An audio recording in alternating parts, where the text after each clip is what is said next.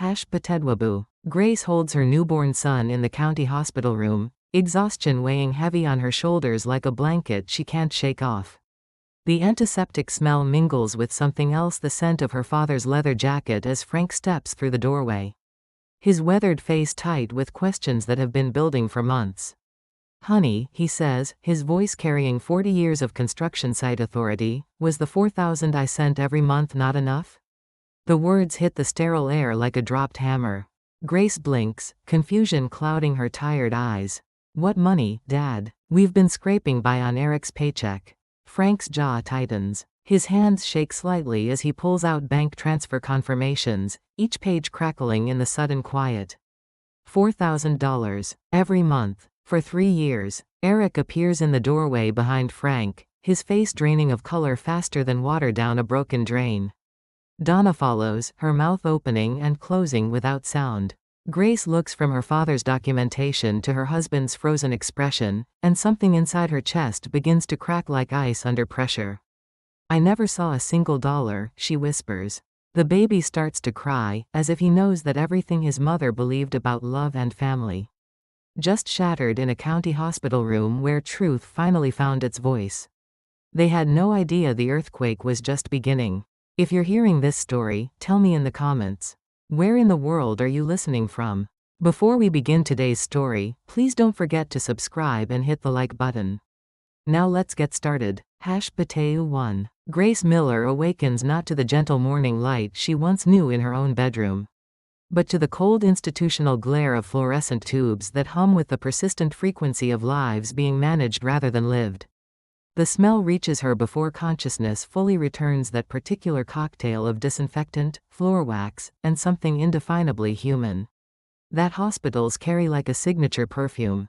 Her abdomen throbs where the surgeon's knife opened her to bring forth life, each pulse of pain. A reminder that some transformations require tearing before healing can begin. The surgical tape pulls at her skin when she breathes, a constellation of adhesive stars holding her together while everything else threatens to fall apart. She turns her head slowly, fighting the fog of medication that makes her thoughts move like honey on a cold morning.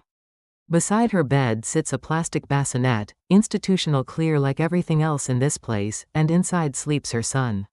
He's wrapped in a thin blue blanket that she bought 3 weeks ago at the discount store. Counting quarters twice before handing them to a cashier whose eyes held the particular kindness reserved for mothers who understand the weight of every dollar. The blanket's acrylic fibers catch the harsh light, creating tiny prisms that dance across her son's sleeping face. Grace reaches out with one finger, tracing the edge of the fabric. Remembering how she'd held it up to the fluorescent lights in the store, checking for holes or snags that might justify the marked-down price. It had felt soft then, softer than anything she'd been able to afford in months. The memory of Donna's voice cuts through her reverie like a scalpel through skin. "That cheap acrylic is going to break the baby out in a rash. You really are stingy, Grace." The words had landed at the baby shower like stones thrown into still water, sending ripples of shame across every guest's face as they pretended not to hear the cruelty disguised as concern. Stingy. The word had followed Grace through her pregnancy like a shadow, whispered in the spaces between contractions, echoing in the silence when she asked Eric if they could afford fresh fruit instead of the bruised markdown produce that Donna brought home like passive-aggressive gifts. The curtain around her bed hangs on metal rings that scrape against the track when nurses pass by, each movement creating a sound like fingernails on chalkboard.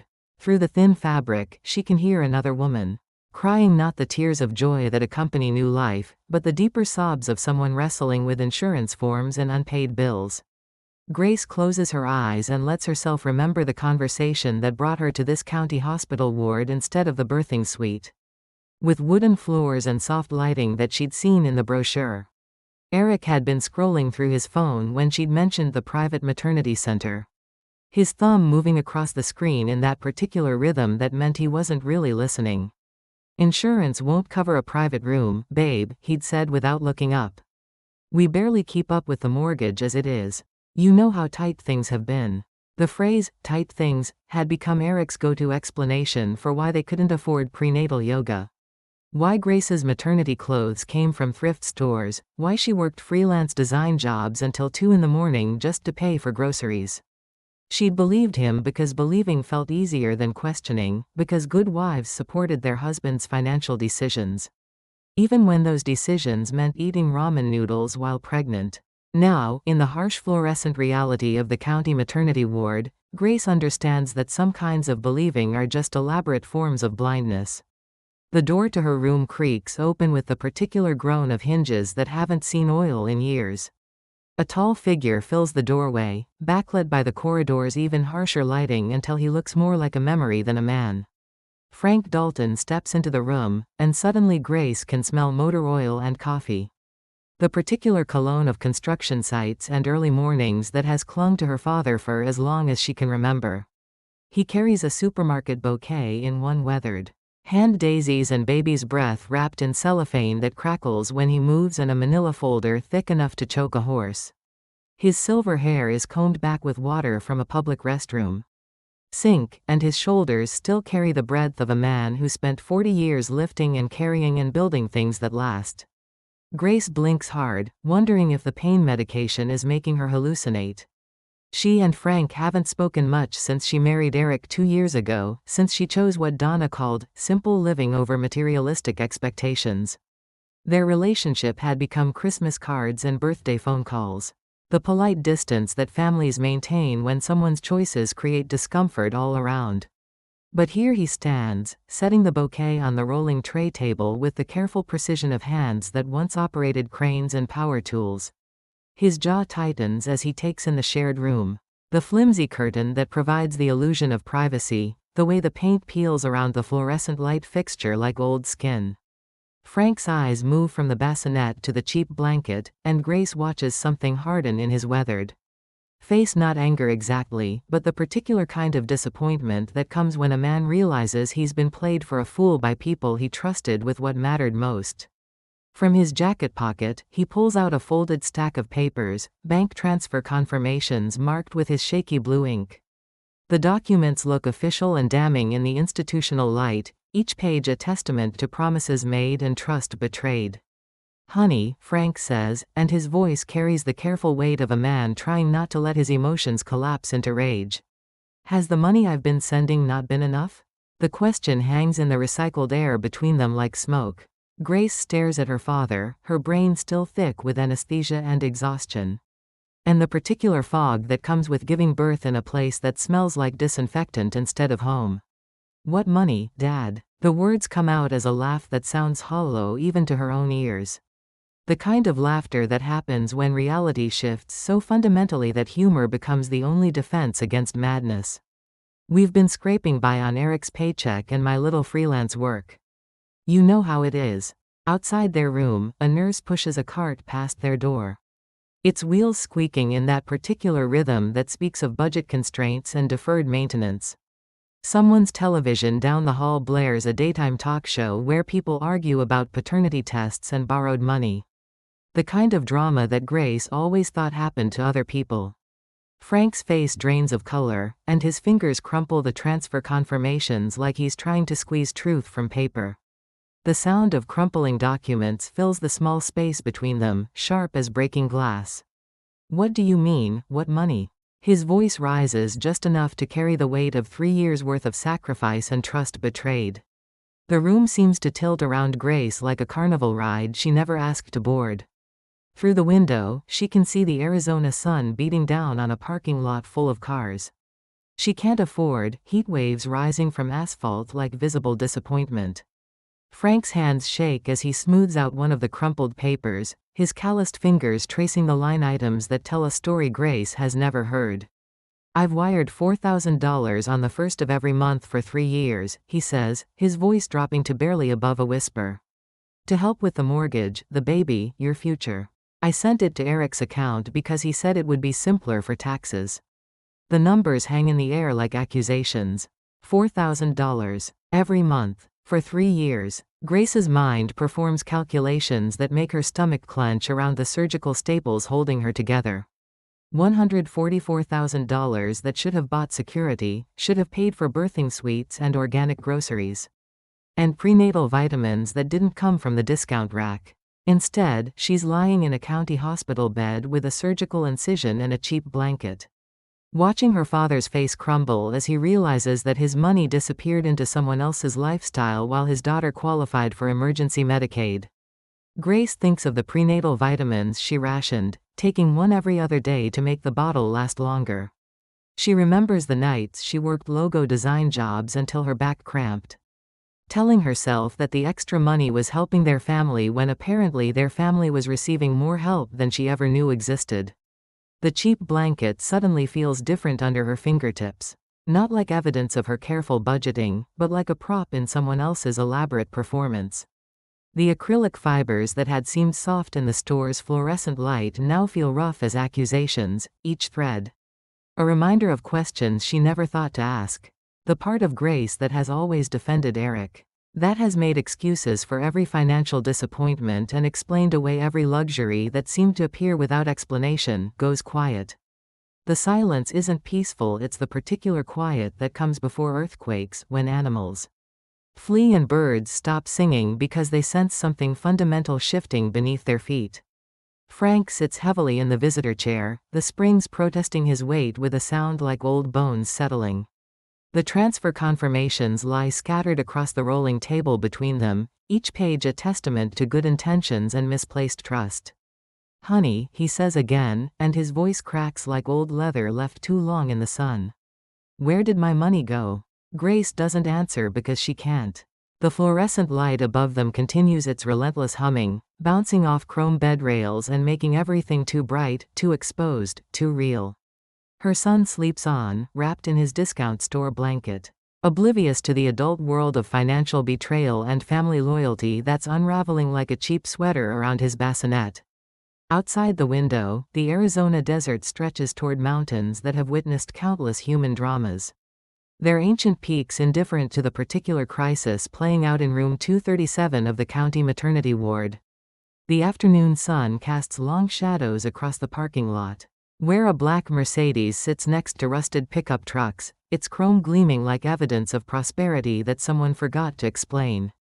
The cheap blanket trembles in Grace's hands, and she realizes that the shaking isn't coming from the fabric, it's coming from her, from the place where certainty used to live, from the hollow space that's opening up where trust used to reside.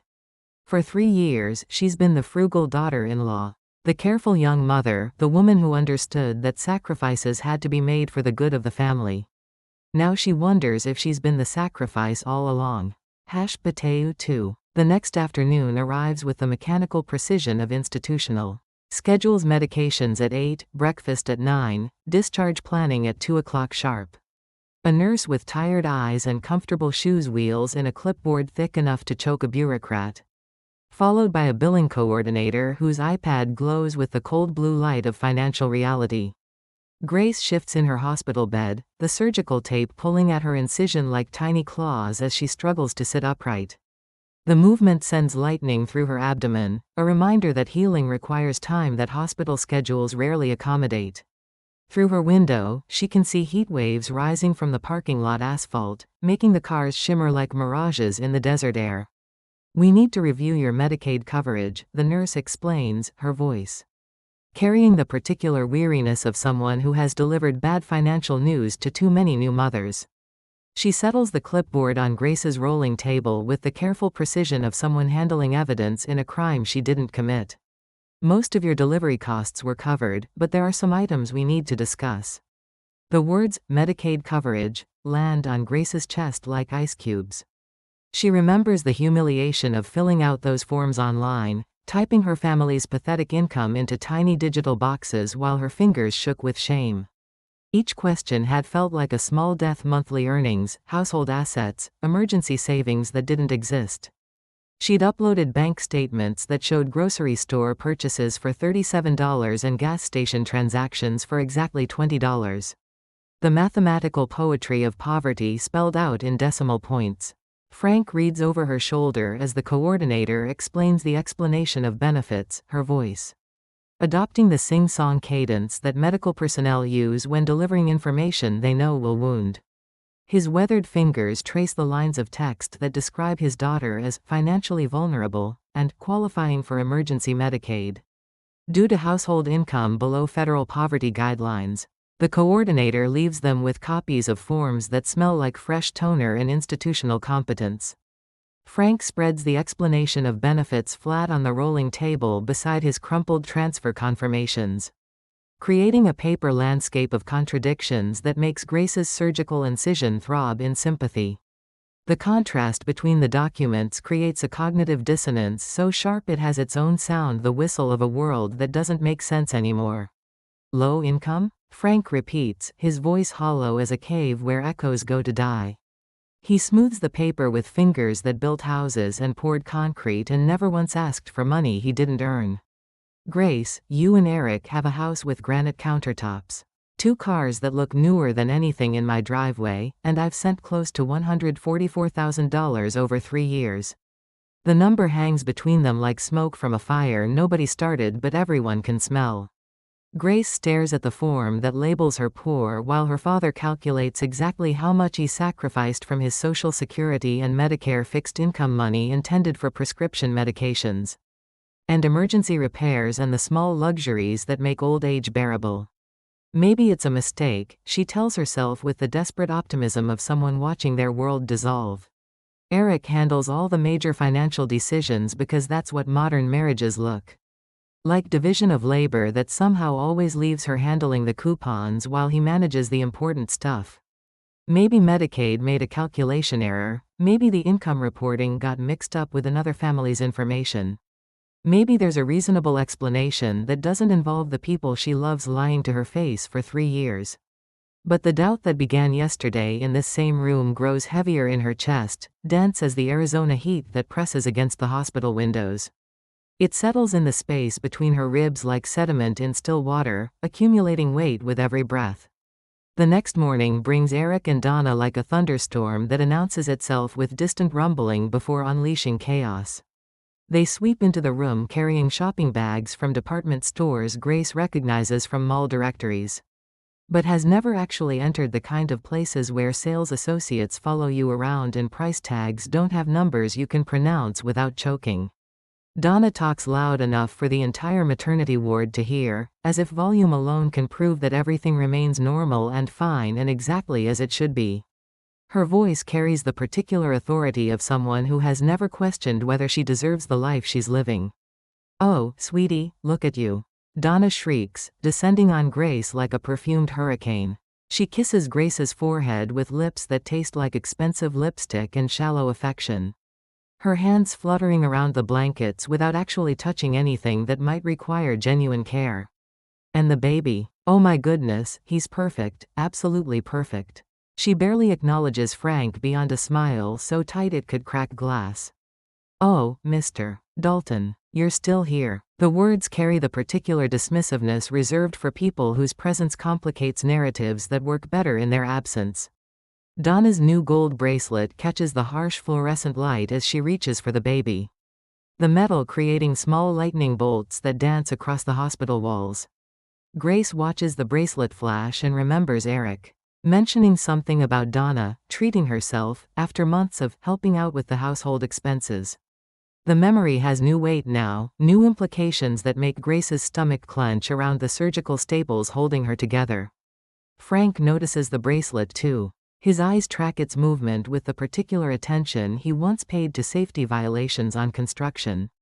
Cites the focused observation of someone who understands that small details often reveal large problems. When Eric sets down iced coffee drinks that cost more than Grace usually spends on groceries in a week, Frank's jaw tightens with the controlled tension of someone choosing silence over confrontation.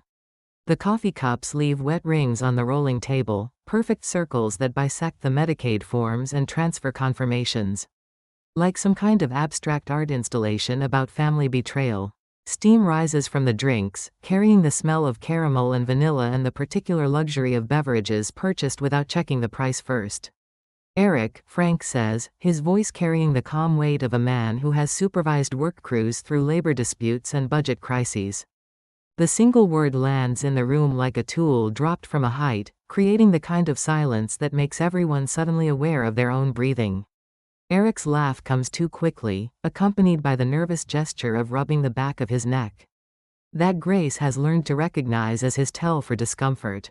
His smile looks painted on, the kind of expression that works in photographs but crumbles under sustained observation. "Did you get the wire transfer on the first like always?" Frank's question is simple and direct, cutting through the small talk like a utility knife through wrapping paper. The room's temperature seems to drop 10 degrees. Eric continues laughing, but the sound has changed quality, less joy, more desperate performance. "Sure, Frank, absolutely. We've been putting it straight into the house payment like we promised. Every month, just like we discussed." Donna jumps into the conversation before Frank can respond, her voice rising with the particular panic of someone who realizes that scripts are being abandoned and improvisation is dangerous. "Honestly, with Grace's spending habits, we're still stretched thin every month. Fancy prenatal vitamins, all those pregnancy cravings, the constant need for organic this and organic that. It really adds up, doesn't it, Eric?" Grace flinches like she's been slapped. The accusation lands in the space between her ribs where the doubt has been growing, adding insult to the injury of 3 years' worth of boxed mac and cheese and store-brand everything.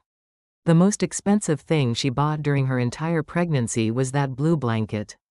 And even that purchase had required 20 minutes of internal debate and the kind of mathematical gymnastics that people with money never have to perform. Frank's eyes move in a slow circuit around the room, from Donna's bracelet to Eric's designer coffee to the shopping bags, stuffed with tissue paper and the particular kind of merchandise that comes from stores with names like boutique and collection. The visual inventory he's conducting has the methodical precision of someone calculating load-bearing requirements for a structure that's about to collapse. None of it adds up.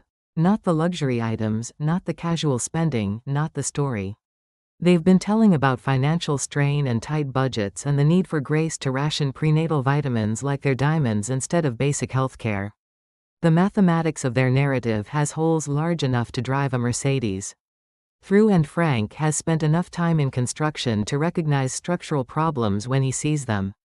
Later that week, after the hospital discharge and the ride home in Frank's pickup truck with its honest rust spots and worn upholstery, Grace sits in her living room nursing her son while her father stands at the kitchen counter like a detective examining evidence at a crime scene.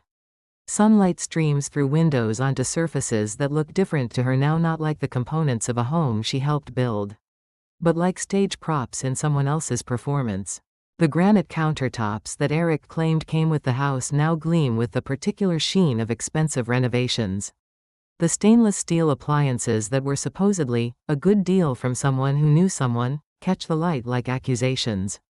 Frank sets his Medicare card and Social Security statement on the counter beside a photocopy of his monthly transfer confirmations, creating a paper trail that tells a story Grace is only beginning to understand. Through the window, she can see the new SUV in the driveway, its black paint reflecting the desert sun like a mirror she's never been allowed to look into. The vehicle sits next to Eric's sedan like evidence of prosperity that no one ever bothered to explain to the woman who counted coupons and ate ramen noodles while pregnant. Its presence transforms the familiar landscape of their suburban street into something foreign and threatening, a geography of deception that she's been living inside without realizing it. The mailman's truck rumbles past with its daily delivery of bills and advertisements and small betrayals. Before the mail carrier can reach their front door, Donna appears like a magician's assistant, snatching the thick envelope before it can complete its journey to the mail slot. She stuffs it into her purse with the practiced efficiency of someone who has been intercepting correspondence for longer than Grace wants to calculate. But Frank catches the return address before it disappears into the designer handbag that Donna claimed was on sale. Practically free, you wouldn't believe the bargain. Regional Credit Union. The words mortgage statement printed in capital letters that demand attention like stop signs in a world where everyone has been running red lights. Grace watches her mother-in-law's quick movements, the way she clutches the envelope like a state secret. And the doubt in her chest expands like water freezing into ice. Everything becomes suspect, every casual mention of bills being handled, every deflection of financial conversations, every time Eric suggested she not worry about the boring money stuff, while focusing on growing their baby and keeping their home. Frank clears his throat with the particular authority of someone who has spent 40 years asking direct questions and expecting honest answers. Donna, I'd like to see one of those mortgage statements. Since I've been helping with the payments, it seems reasonable that I should understand what we're paying for. Donna's laugh sounds like glass breaking in slow motion, bright and sharp and ultimately dangerous. Oh, Frank, really, let the young people handle their own paperwork. You should just enjoy your retirement and not worry about all these boring financial details. She pushes a plate of store-bought cookies toward him as if refined sugar might serve as an adequate distraction from grand larceny. The refrigerator hums with the particular frequency of appliances that cost more than some people's cars. The baby fusses against Grace's chest, his tiny body radiating the heat and trust and vulnerability that make the adult world of financial betrayal feel even more obscene. Donna's perfume hangs thick in the narrow hallway between the kitchen and living room, a cloying sweetness that can't quite mask the smell of something rotting. Frank doesn't touch the cookies. His hands remain folded on the counter, weathered and patient and immovable as the Arizona mountains visible through the kitchen window. He looks at Grace with eyes that have seen too much construction site politics to be fooled by amateur performances, then at the hidden envelope, then at the SUV gleaming in the driveway like evidence in a trial that hasn't started yet. The pieces of their family's financial puzzle don't fit the picture on the box they've been sold. Every luxury item, every casual purchase, every deflection of his reasonable questions creates a pattern that spells out systematic deception in a language that Frank learned to read during decades of dealing with contractors who skimmed materials and subcontractors who padded bills. Grace adjusts the baby in her arms and stares at the granite countertops that catch the afternoon light like accusatory diamonds. For the first time in 3 years of marriage, she wonders if this kitchen with its expensive surfaces and commercial-grade appliances was purchased with her father's Social Security checks while she ate food that came in boxes and worried about electricity bills. The thought makes her hands shake so violently that she has to sit down on the couch, her surgical incision protesting the sudden movement. Maybe she's not the one who's been foolish with money. Maybe she's been the unknowing star of someone else's elaborate financial performance, the frugal daughter-in-law, whose careful budgeting provided cover for someone else's shopping spree. The baby looks up at her with eyes that hold no judgment, only the pure trust of someone who expects the adult world to make sense and provide safety. Grace makes a promise she doesn't speak aloud, a vow that tastes like iron and determination. Nobody will ever lie to you the way they've been lying to me. Whatever it takes, whatever it costs, you'll grow up knowing the difference between love and manipulation, between family and fraud. Outside, the Arizona sun begins its descent toward the mountains, painting the sky in shades of coral and gold that have witnessed countless human dramas play out in the suburbs below. The light catches the chrome bumper of the SUV, creating a flash that seems to signal the end of one story and the beginning of another, one where Grace stops being the victim of other people's financial crimes and starts being the author of her own life. The cheap blue blanket lies draped over the edge of the bassinet, its acrylic fibers no longer a source of shame but a banner of resistance. It represents every sacrifice she made believing in a shared struggle that was apparently entirely hers, every dollar she saved, thinking it would benefit a family that was living off her father's generosity while teaching her to feel guilty for wanting fresh fruit. But tomorrow will be different. Tomorrow, she'll start asking the questions that good wives aren't supposed to ask, looking at the documents that careful wives aren't supposed to need to see. Tomorrow, the arithmetic of her life will finally add up to something that makes sense, even if the sum total is more devastating than the comfortable lies she's been living inside. The baby sleeps against her chest, his breathing steady and trusting, unaware that his mother is planning a revolution that will start in the kitchen, where her father's money disappeared and end wherever justice and family loyalty finally meet. #Potato 3. Grace's discharge day arrives with the institutional efficiency that hospitals use to disguise the human cost of healthcare as commodity. The morning tastes like industrial coffee and antiseptic hope, flavored with the particular anxiety that comes when bureaucracy meets new motherhood. In a collision of paperwork and exhaustion, A billing clerk wheels in a cart that rattles with the authority of final reckonings, its cargo. A tablet that glows with numbers that will determine whether Grace leaves this place with dignity intact or debt that will follow her son into his own adulthood. Behind the clerk walks a coordinator whose eyes carry the tired wisdom of someone who has delivered financial devastation to families. Who thought love would be enough to pay the bills? The shared room fills with people and the electric tension that precedes public humiliation. Donna positions herself near the window like a general choosing high ground. Her arms crossed in the defensive posture of someone preparing to justify actions that require no justification if you're wealthy enough to avoid scrutiny. Eric hovers by the door, checking his phone every few seconds. With the nervous frequency of someone expecting either salvation or catastrophe to arrive via text message. Frank sits quietly in the corner chair, his presence as solid and immovable as the construction equipment he once operated. His hands rest on his knees with the patience of someone who has learned that truth emerges slowly. Like buildings rising from foundations, one carefully placed piece at a time. The billing clerk, a middle-aged woman whose sensible shoes and kind eyes suggest decades of delivering news that changes lives, explains the balance due with the careful neutrality of someone who has seen families destroyed by medical bills they never expected to receive. Even with Medicaid covering the majority of costs, the remaining amount hovers in the air like smoke from a fire that's still burning. Grace's stomach clenches around the surgical staples that hold her together, each number the clerk recites landing like physical blows.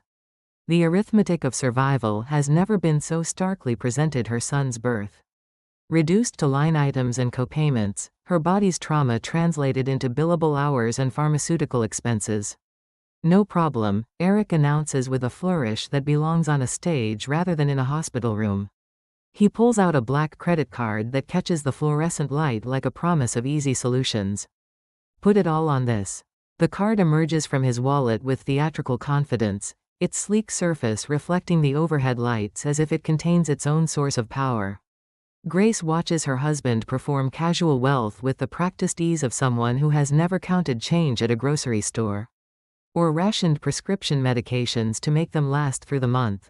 The billing clerk slides the card through her portable reader with the professional efficiency of someone who has processed thousands of such transactions. For a moment, the room holds its breath like an audience waiting for a magic trick to either succeed or reveal itself as elaborate deception. The screen flashes red. Declined. The words appear in digital letters that seem to burn themselves into the antiseptic air of the hospital room. In the sudden silence that follows, Grace can hear everything: the distant beeping of monitors tracking other people's vital signs, the whispered conversations at nursing stations. The particular quality of quiet that emerges when embarrassment becomes public performance. She wants to disappear into the thin hospital pillow, to dissolve into the institutional bedding and avoid witnessing whatever humiliation is about to unfold. The billing clerk's expression remains professionally neutral, but Grace catches the slight tightening around her eyes. That suggests she has seen this particular drama before: the moment when families discover that their financial reality doesn't match their financial performance. There must be some mistake, Donna says sharply, her voice carrying the particular authority of someone who has never been denied anything she wanted to purchase. Try it again. The machine probably just hiccuped. The clerk complies with the weary cooperation of someone who knows that repeating failed transactions won't change their outcomes, but understands that hope dies slowly in medical settings. The second attempt fails with identical digital ruthlessness, the red screen glowing accusingly in the sudden quiet, like evidence of prosperity that exists only in imagination. Frank, who has been observing this performance from his corner position like a judge watching closing arguments, stands up with the deliberate precision of someone who has made a decision that will change everything. His worn construction boots make no sound on the linoleum, but somehow their silence carries more authority than all of Eric and Donna's protests combined. Wait, he says, and the single word lands in the room with the weight of 40 years spent building things that don't collapse under pressure. Let's get this clear right here, in front of everyone. He reaches into his jacket with movements that suggest someone accessing tools for a job that requires precision rather than speed. His smartphone emerges screen cracked and protected by a case that costs less than Eric's coffee. Drinks, but his weathered fingers move across its surface with the careful attention of someone who doesn't trust technology but has learned to use it for his daughter's sake. Grace watches her father navigate to his banking application with the methodical precision he once brought to blueprint reading and load calculations. The sight of him using modern technology to expose old-fashioned betrayal creates a cognitive dissonance so sharp it has its own emotional frequency, the sound of worlds colliding in a county hospital room where trust goes to die. "Miss," Frank says to the billing clerk, his voice carrying the particular courtesy he reserves for working people who deserve respect regardless of their position in institutional hierarchies. "Do you have a way to show information from my phone on your tablet?" The clerk nods and sets up a Bluetooth connection. With the practiced efficiency of someone who has become accustomed to families solving financial crises through technological improvisation. Within moments, Frank's banking records project onto her tablet screen for everyone in the room to witness a digital exhibition of generosity and trust that creates its own courtroom. Monthly wire transfers appear in neat rows of numbers and dates. $4,000 every first of the month. 36 consecutive payments that tell a story of sacrifice and love and systematic theft disguised as family support. "You've told this hospital," Frank says, his voice maintaining the calm authority of someone reading charges at a trial, "that you qualify as low income. You put my grandchild in a Medicaid ward with a curtain for privacy instead of walls." His finger traces the screen displaying his transfer history, each transaction a testament to promises broken and trust betrayed.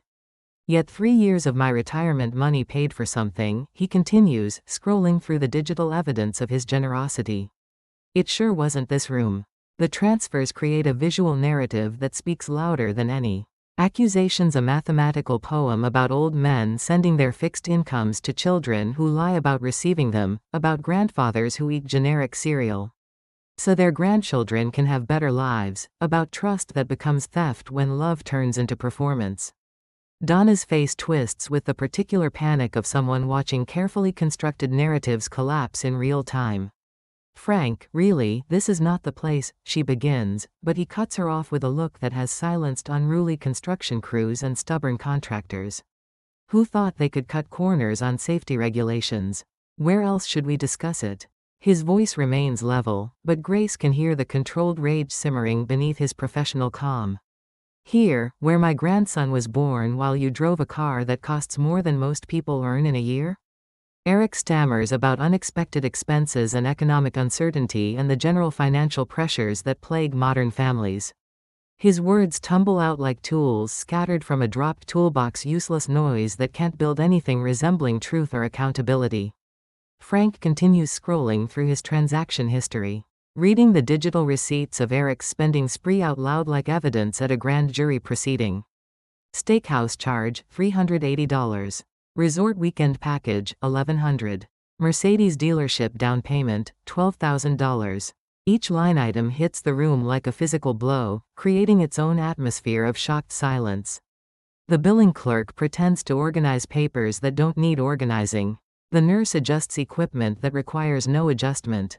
Even Grace's roommate's visiting daughter suddenly discovers urgent business requiring her complete attention on her smartphone screen.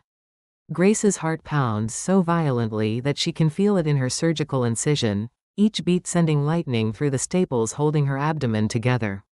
This humiliation is happening in public, in front of strangers whose job descriptions never included witnessing family financial crimes unfold in real time. She gave birth in this place believing she was too poor for anything better, while her father's money purchased luxury items she never knew existed in their household budget. The mathematics of betrayal have their own cruel poetry. Every expensive dinner occurred while she ate boxed pasta. Every luxury purchase happened while she rationed prenatal vitamins. Every resort weekend coincided with nights she worked freelance design jobs until dawn, just to pay for groceries that she bought with coupons and careful planning. Donna, panicked now and watching her performance collapse into confession, blurts out the kind of truth that only emerges under pressure. "We deserved some comfort after everything I sacrificed. Raising that boy." Her voice rises to the pitch of someone whose justifications sound hollow even to her own ears. She points at Grace with the accusatory finger of someone who has confused victimhood with villainy. And she never lifted a finger to help with the real expenses around the house. The accusation lands in the room like a grenade with the pin pulled. Grace opens her mouth to respond, then closes it, realizing that some lies are so elaborate they collapse under their own weight without requiring rebuttal. For 3 years, she has been the careful steward of a budget that apparently didn't exist. The frugal wife who pinched pennies while someone else spent her father's retirement money on luxuries she was taught to believe they couldn't afford. "Dad," she says, her voice sounding foreign and hollow like an echo from the bottom of a well. "I never saw that money. Not one single dollar." The baby starts to cry then, his thin wail cutting through adult deceptions and landing somewhere primal in Grace's chest. His tiny fists wave in the air as if he's fighting invisible enemies. As if he already understands that the world contains people who steal from grandfathers while teaching daughters to feel guilty for wanting fresh fruit instead of bruised markdown produce. Frank straightens to his full height, shoulders squared with the authority of someone who has supervised crews through labor disputes and budget crises. "Eric Miller," he says, using his son-in-law's full name with the particular gravity reserved for formal accusations and final ultimatums. The sound of the complete name creates its own weight in the room, transforming informal family drama into something with legal implications and criminal overtones. "You have until they wheel my daughter out of this building to tell everyone here the truth about where my money went." He pauses, allowing the silence to accumulate like evidence in a case that's building itself.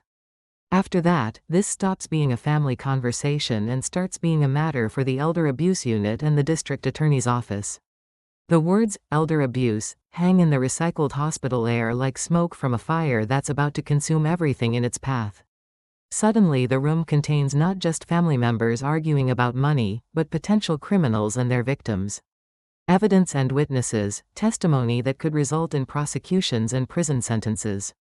Donna's face drains of color beneath her carefully applied makeup, the foundation. Unable to conceal the particular pallor that comes when someone realizes that consequences have arrived to collect debts that performance couldn't pay. For the first time since Grace has known her, Eric's mother looks afraid instead of superior, vulnerable instead of controlling, like someone who has just discovered that lies have expiration dates.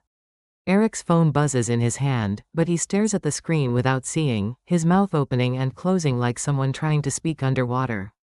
The confident man who pulled out a black credit card with theatrical authority has disappeared, replaced by someone who looks like he's shrinking inside his expensive clothes. Outside the hospital window, the Arizona sun beats down on the parking lot where a Mercedes and an SUV sit side by side, their chrome gleaming like evidence of everything Frank's money actually purchased instead of the medical bills and mortgage payments and future security it was supposed to provide. The heat creates waves that rise from the asphalt like visible disappointment, distorting the view of vehicles that represent 3 years of systematic theft disguised as family financial planning. The billing clerk clears her throat with the gentle authority of someone who has witnessed countless family dramas unfold around medical expenses and understands that her role is to facilitate resolution rather than judge behavior. "Sir," she says to Frank, "would you like me to set up a payment plan for your daughter's remaining balance, or would you prefer to handle this directly?" Frank pulls out his own debit card, its plastic worn thin from years of careful use and honest transactions. The surface shows scratches and wear that speak of a man who has never purchased anything he couldn't afford. Never spent money that belonged to someone else, never confused generosity with stupidity. "I'll take care of it right now," he says, his voice carrying the weight of someone who understands that real men protect their families instead of stealing from them. "The way I should have been allowed to do from the beginning." As he signs the receipt with hands that shake slightly not from fear but from the controlled rage of someone who has discovered that his trust was sold to fund someone else's lifestyle, Grace watches her father and realizes that some kinds of strength only become visible when everything else collapses around them. The baby settles against her chest, finally quiet, his tiny heartbeat steady and trusting through the thin fabric of the hospital gown. She makes another silent promise to the warm weight in her arms whatever happens next. Her son will grow up understanding the difference between love and manipulation, between family loyalty and financial fraud, between people who earn what they spend and those who spend what others earn. The cheap blue blanket no longer represents shame or thrift or careful budgeting. Now it stands as evidence of something larger and more important, proof that not everyone in this family confused abundance with entitlement, that some people still understand the difference between wanting something and deserving it, between sacrifice and theft. Outside, the mountains that ring Phoenix stand unchanged, patient witnesses to another family crisis that will either destroy relationships or reveal their true nature. The afternoon light catches the peaks and turns them gold. Ancient and impartial judges of human drama that plays out in county hospitals where trust goes to die and truth finally gets permission to speak. Grace closes her eyes and holds her son tighter, feeling his breath against her neck like a promise that tomorrow will bring decisions she's never had to make before, conversations she's never had to have, and a future she'll have to build from the rubble of everything she once believed about the people who claimed to love her. #Potato 4. Evening settles over the hospital like a heavy blanket. That smells of disinfectant and the particular loneliness that accumulates in places where people confront mortality and financial ruin. The institutional lighting shifts to its nighttime setting, slightly dimmer, but no less harsh, creating shadows that seem to harbor secrets in corners where medical equipment waits like silent witnesses to human vulnerability. Grace sits alone with her son and the weight of revelations that have transformed her understanding of everything. She thought she knew about family, loyalty, and the difference between love and performance. The room feels larger now that Donna and Eric have fled in a flurry of excuses about needing to sort things out and handle some urgent paperwork, the kind of vague emergencies that people invent when reality becomes too uncomfortable to endure. Frank stepped out 20 minutes ago to make phone calls in the hallway, his voice a low murmur that carries the authority of someone who has moved beyond family drama into the realm of legal consultation and criminal justice. Through the thin door, Grace can hear fragments of conversations that include words like attorney, elder abuse, and recovery. Suit, vocabulary that belongs in courtrooms rather than hospital corridors. On the bedside tray lie her own banking statements, printed from the hospital's family computer with Frank's patient assistance. The pages smell like fresh toner and represent the first time in 3 years of marriage that Grace has seen her family's complete financial picture laid out in numbers that don't lie or perform or require interpretation through someone else's narrative. Months of tiny freelance deposits tell their own story. Logo design jobs completed after midnight when exhaustion made her eyes water and her back spasm from the weight of pregnancy. Late-night photo editing gigs that paid barely enough for groceries but felt like contributions to a shared struggle that was apparently entirely imaginary. Invoice payments of $37 and $53. And occasionally, gloriously, $85 that felt like windfalls from clients who valued her work.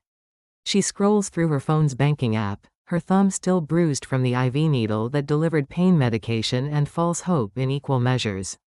Every transaction creates a narrative of someone who did everything possible to avoid being a burden, who worked through morning sickness and swollen feet. And the particular exhaustion that comes with growing another human being inside your body, while simultaneously trying to earn enough money to justify your existence.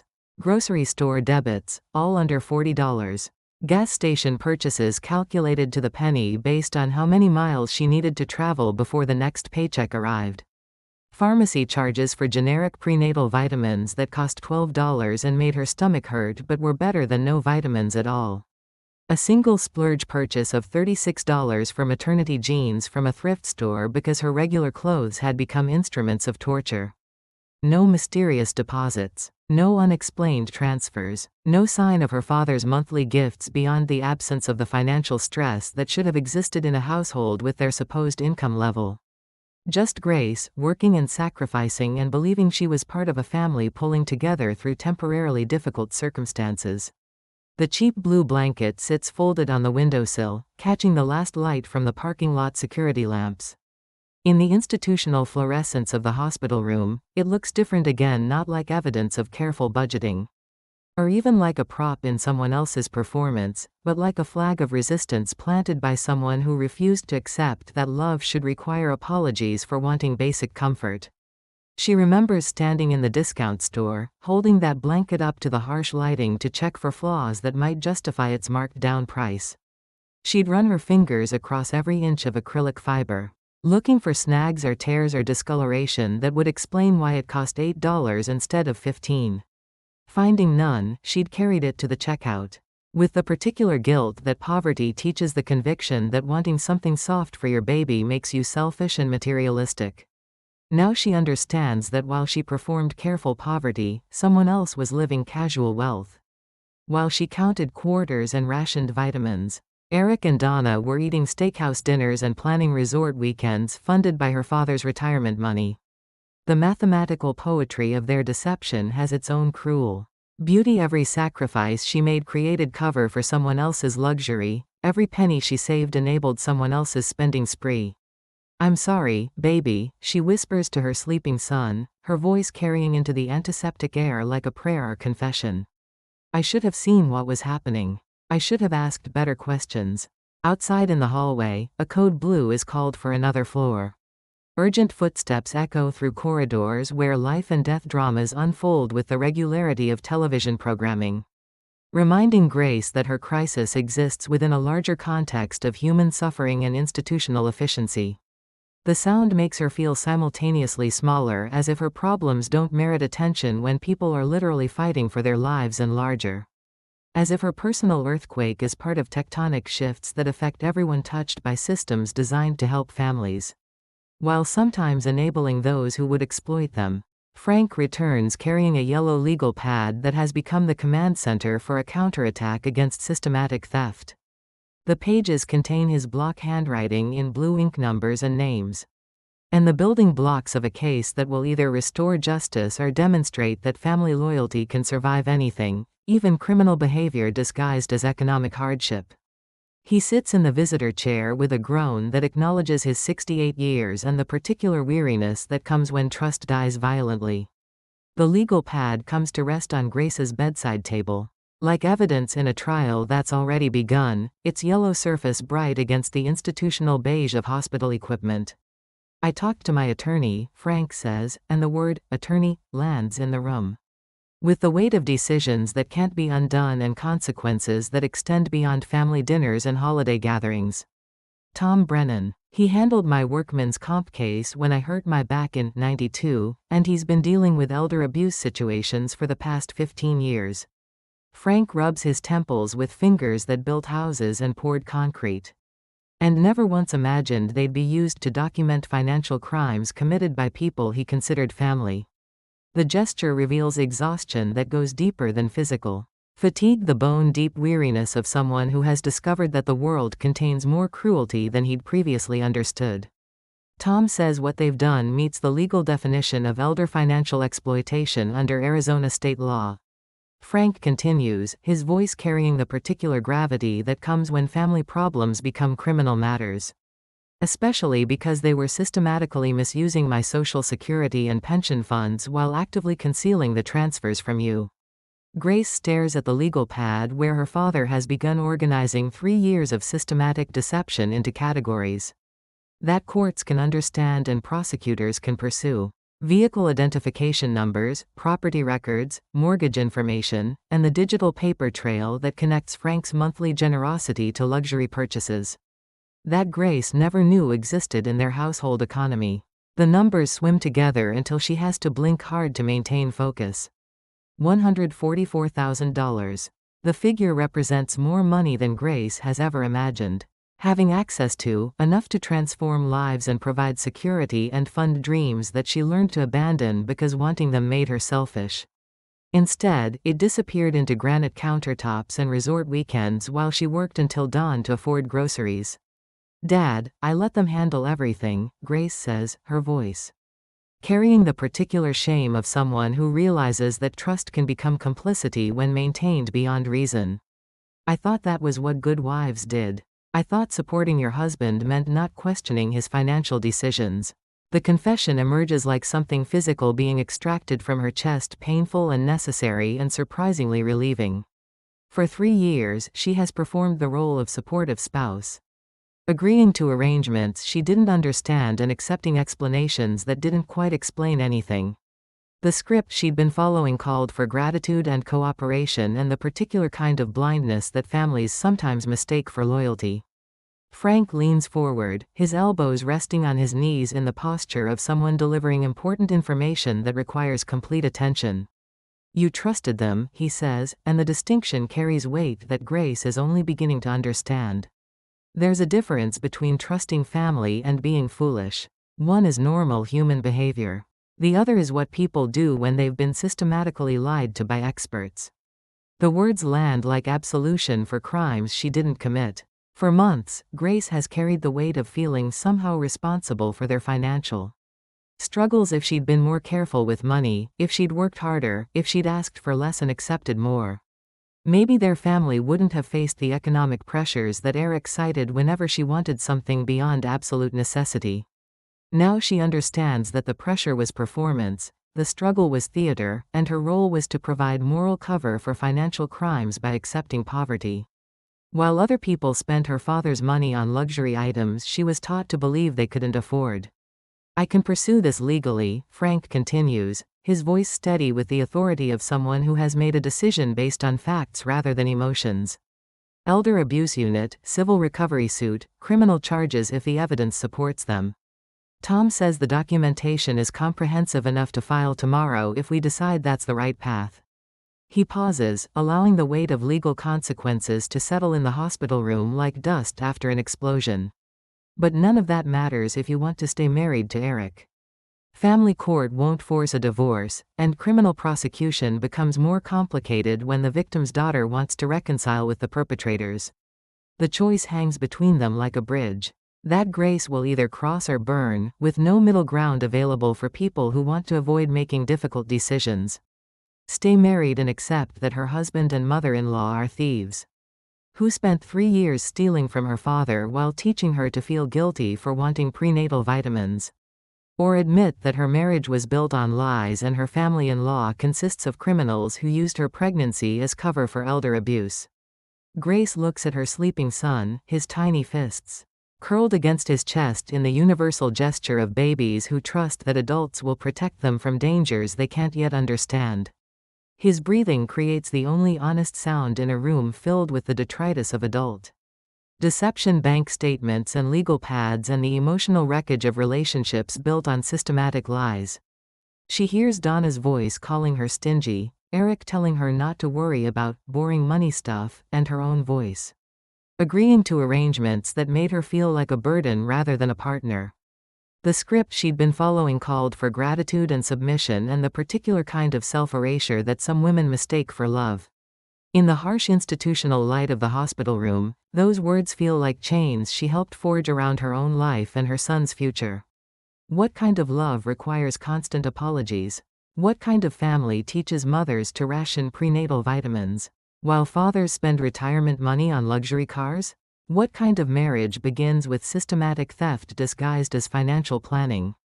If she stays, her son will grow up watching his mother accept lies as love, theft as family loyalty, and systematic deception as normal marriage dynamics. He'll learn that questioning authority makes you difficult, that asking for transparency makes you suspicious, and that trusting people who lie to you is what good family members do to keep peace. The thought creates a coldness in Grace's chest that has nothing to do with hospital air conditioning. It spreads through her ribs like ice water, freezing the part of her that has been trained to accept whatever treatment people offer while calling it love. "Dad," she says, her voice rough with exhaustion and something that might be the early stages of courage. "I don't know how to do it yet. I don't know what it looks like or how it works. But I think I need to find a way out." The words feel small and enormous at the same time, like seeds that contain entire forests if planted in the right soil. They represent the first time in 3 years that Grace has prioritized her own understanding of reality over someone else's version of what their family should accept as normal. Frank nods once, his response containing no surprise, as if he's been waiting for exactly those words and no others. He picks up the legal pad and draws a careful line under the last number. Then writes a single word in block letters that seem to contain their own authority plan. For the first time since this nightmare began revealing itself, he looks less like a man who has been victimized and more like the contractor. He spent 4 decades becoming someone who surveys damage, calculates repair costs, and then begins the methodical work of tearing down structures that can't support the weight they're asked to bear. Grace closes her eyes and tries to imagine a life where she doesn't need permission to buy groceries or apologize for wanting basic medical care. Where her father's generosity reaches the people it was intended to help instead of funding someone else's performance of casual wealth. Where her son grows up watching his mother solve problems instead of enduring them.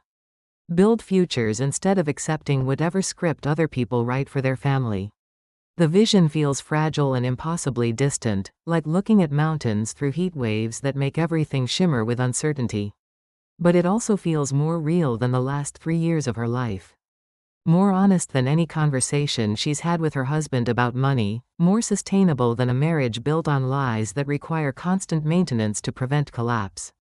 The baby shifts in his sleep, his tiny hand reaching for something only he can see. Tomorrow, Grace will begin learning how to build the life she wants him to inherit. Tonight, she holds onto the word her father wrote on the legal pad plan and lets it settle in her chest like a foundation stone for whatever comes next. Outside the hospital window, Phoenix spreads toward the mountains that have witnessed countless human dramas play out in the suburbs and medical centers below. The lights of the city create constellations of stories, families reuniting and separating, hearts breaking and healing, justice delayed and delivered, love growing and dying and being born again in forms that no one expected. Grace's story is one among thousands, but tonight it feels like the only story that matters. Tonight, she stops being a character in someone else's narrative and begins the long work of writing her own. Ending, one decision at a time, one honest conversation at a time, one legal document at a time. The cheap blue blanket catches the last light from the parking lot, its acrylic fibers no longer representing shame or thrift. But something more important, evidence that some people still choose honesty over performance, sacrifice over theft, love over the comfortable lies that destroy families slowly and completely. Her son sleeps peacefully, unaware that his mother is planning a revolution that will start with bank statements and end with whatever justice looks like when family loyalty finally meets criminal law in a county courthouse. Where truth gets official recognition and lies lose their power to shape reality. The word plan sits on the legal pad like a promise, and Grace falls asleep holding onto it with both hands. #Bateu 5. Grace lies in the private room that Frank's emergency payment finally secured, a space with actual walls instead of curtains. A window that faces the mountains instead of the parking lot, and the particular kind of silence that money can purchase even in institutions designed around efficiency rather than comfort. The medication has worn off enough for her mind to work with crystalline clarity, and clarity, as it turns out, is not always a gift. Memory arrives not as gentle recollection but as archaeological excavation layers of deception, being carefully brushed away to reveal the artifacts of systematic manipulation that have shaped 3 years of her life. Each recovered moment lands with the weight of evidence in a trial where she's simultaneously prosecutor, defendant, and jury. She is 4 months pregnant, standing in the kitchen of their house with its granite countertops and stainless steel appliances, wearing a faded maternity shirt. That will be her uniform for the next 5 months because buying new clothes feels impossibly selfish when every dollar must be accounted for and justified. The morning sickness has passed, but certain smells still trigger waves of nausea that feel like internal weather systems she can't control. Her body craves fresh mango slices, the kind the grocery store deli cuts and arranges in clear plastic containers that cost $9, a sum that represents 30 minutes of freelance work at her current rates. But also the only food that sounds appealing in a world where everything else tastes like cardboard and regret. "Baby," Eric says without looking up from his phone. His thumb scrolling through what she assumes is work email but will later understand was probably bank statements showing Frank's latest deposit. The mortgage payment just went up with the interest rate adjustment. "We can't blow money on fancy fruit right now." The phrase, fancy fruit, lands in her chest like a small stone. Mango slices. Fruit that grows on trees and gets cut by deli workers and costs $9 becomes fancy when you're performing poverty, while someone else spends your father's social security checks on luxury automobiles. The irony has its own flavor, bitter and metallic like blood from biting your tongue too hard. 3 hours later, Donna arrives with a bag of bruised mangoes from the markdown section. Their skin pockmarked with brown spots that speak of fruit past its prime but available at prices that fit the carefully constructed narrative of financial strain. "Stop acting like a princess," she says, setting the bag on the granite countertop with a sound like accusations hitting marble. "We all have to make sacrifices." The mangoes rot before Grace can force herself to eat them, their sweetness curdling into the smell of decay that fills the kitchen where her father's money disappears into household expenses she's never allowed to see itemized.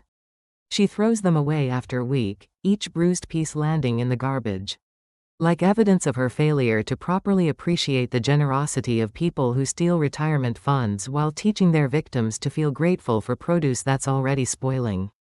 Another memory surfaces with the particular vividness that comes when suppressed information finally receives permission to exist. Grace walking into the living room past midnight, her back aching from the weight of pregnancy and the portable computer she's been using to complete design jobs for clients who pay in installments and occasionally disappear without paying final invoices. She finds Eric at his laptop, the screen bright in the darkened room like a portal to secrets she's not supposed to see. The light illuminates his face with the blue glow of someone conducting business that requires privacy. His fingers moving across the keyboard with the particular rhythm of someone entering numbers that add up to explanations she's never been given. He slams the laptop closed the moment he hears her footsteps, the sound sharp as a gunshot in the quiet house. The darkness that follows feels weighted with guilt and the particular kind of panic that comes when people are caught doing things they can't explain without confessing to crimes. "Just checking our retirement account," he says with the practiced ease of someone who has prepared lies for moments like this. His voice carries the artificial calm of someone reciting lines they've rehearsed for situations that require quick improvisation. Making sure everything's on track for the baby.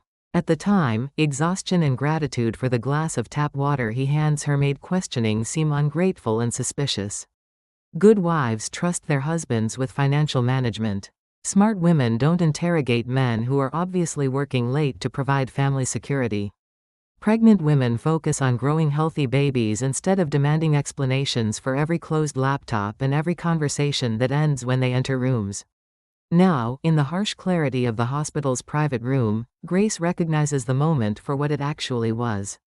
Eric moving her father's money around their accounts. Like a criminal laundering evidence, managing Frank's monthly deposits with the practiced efficiency of someone who has turned elder abuse into systematic income. The private room has a window that frames the mountains surrounding Phoenix. Their peaks catching afternoon light and turning it into colors that have no names in any language designed for describing ordinary beauty. Grace focuses on their permanence while memories continue emerging like evidence in an excavation that reveals layer after layer of buried truth.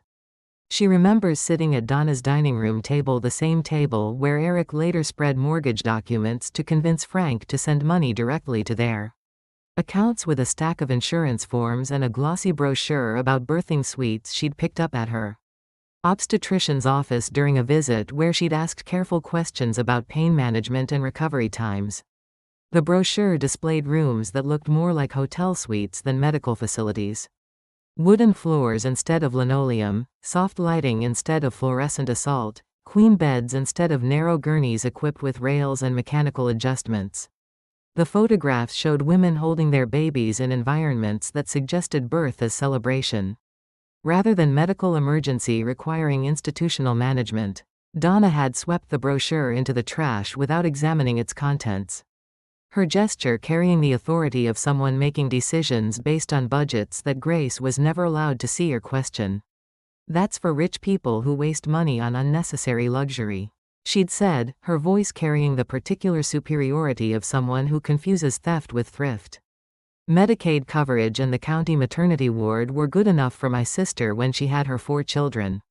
When Grace mentioned maybe asking her father for help with a nicer Room a conversation that feels like speaking across decades of deception. Donna's smile had frozen into the expression people wear when their carefully constructed narratives face potential contradiction. Frank's on Social Security and Medicare, sweetie. You want to take food out of an old man's mouth so you can have Egyptian cotton sheets for one night? The guilt had been immediate and surgical, cutting into Grace's chest with precision that spoke of practice and expertise in manipulation. Of course she didn't want to burden her father.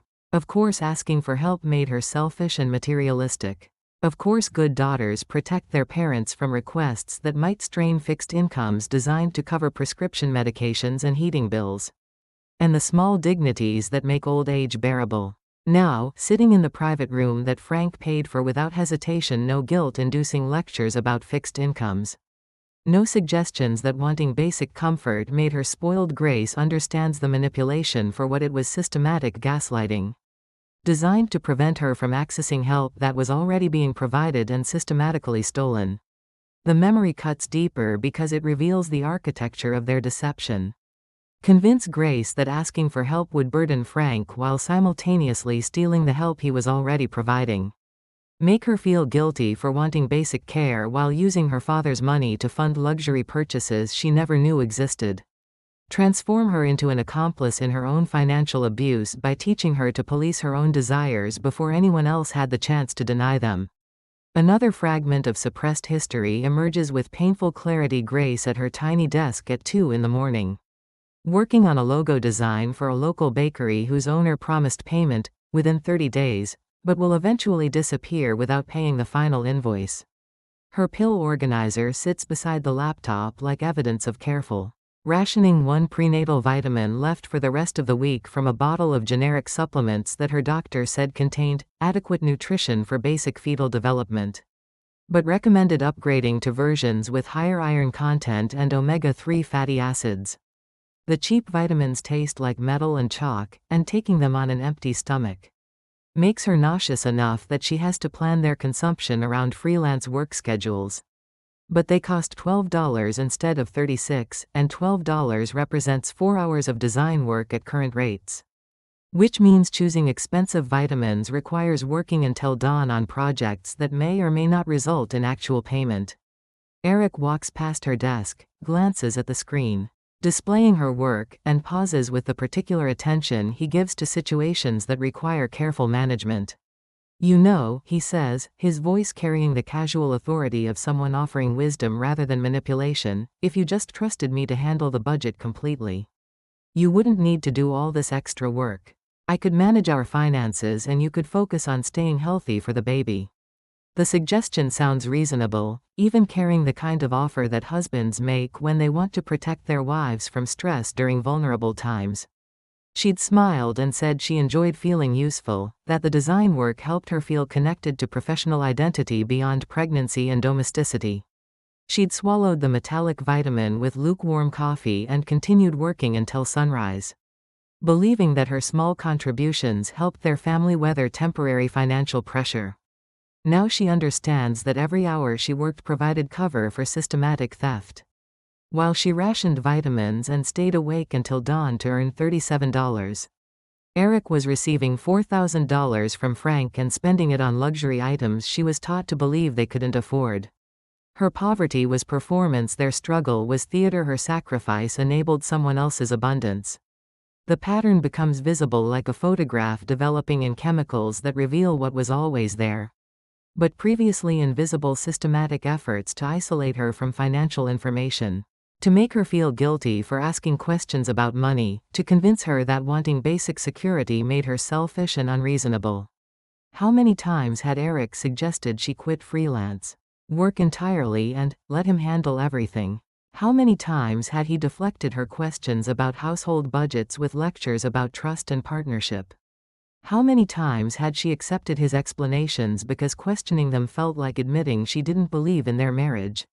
The manipulation had its own cruel genius: use her desire to be a good wife against her, transform her virtues into vulnerabilities, make her complicity in her own financial abuse feel like love and loyalty and proper feminine behavior. Teach her to police her own desires before anyone else had to deny them.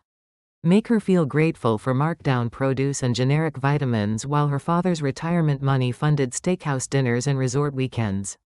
Frank appears in the doorway carrying coffee that smells like truck stop efficiency and his own weight of memories that he's been excavating in hospital corridors.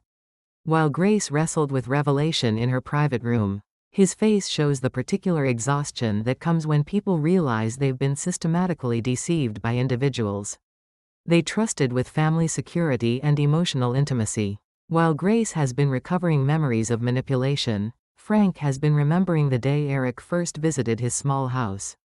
With its paid-off mortgage and modest furnishings that represent 40 years of honest work and careful spending, Eric had arrived with a folder full of documents and a presentation that transformed Frank from independent senior citizen into unwitting source of funding for lifestyle inflation he was never meant to enable. The mortgage refinancing papers had looked official and complicated, covered in terminology that Frank understood dimly. And Eric explained with the confident authority of someone who supposedly understood modern financial systems better than old-fashioned construction workers. Eric had talked fast about interest rates and equity management and protecting Grace's future, creating a narrative where Frank's monthly contributions became essential for family security rather than luxury funding. "You're the man of the house now," Frank had said, reaching for his checkbook with hands that had never written checks for money he couldn't afford to give. "I trust you to take care of her the way she deserves." Such simple words, such devastating trust, such expensive faith in people who confused access to money with permission to steal it. Now the pattern emerges with the clarity that comes when individual incidents reveal themselves as components of systematic deception. Laptop screens closing when Grace approached, mail intercepted before she could see mortgage statements and credit card bills. Financial conversations deflected with jokes and lectures about partnership and trust. Frank sets down his coffee and spreads new printouts across Grace's bedside table documents he obtained through phone calls to banks and credit unions and the patient navigation of automated systems designed to prevent exactly the kind of investigation he's been conducting. Title searches, vehicle registrations, credit reports that tell the story of how her father's money disappeared into luxury purchases. While Grace believed their family was struggling with temporary financial pressure, they used my monthly transfers to pay off Donna's mortgage, Frank says, his voice carrying the controlled calm of someone who has moved beyond anger into the realm of strategic planning. His finger traces lines of documentation that connect his bank account to property records that Grace never knew existed in their family's financial portfolio. Bought that Mercedes outright with a single check. Took out a home equity line of credit using the house as collateral, but your name appears nowhere on the paperwork.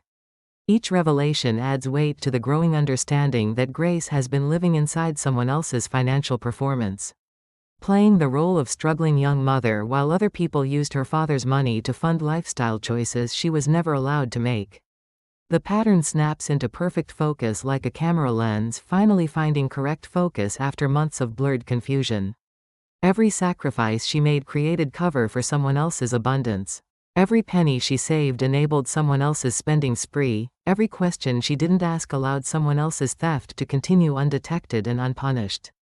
Grace reaches for her son, lifting him gently from his hospital bassinet into arms that no longer shake with confusion or self-doubt, but with the particular strength that comes when people finally understand the true scope of crimes committed against them. He fits perfectly against her chest, warm and trusting, and completely dependent on her ability to make decisions that will protect him from the kind of systematic deception that nearly destroyed his mother.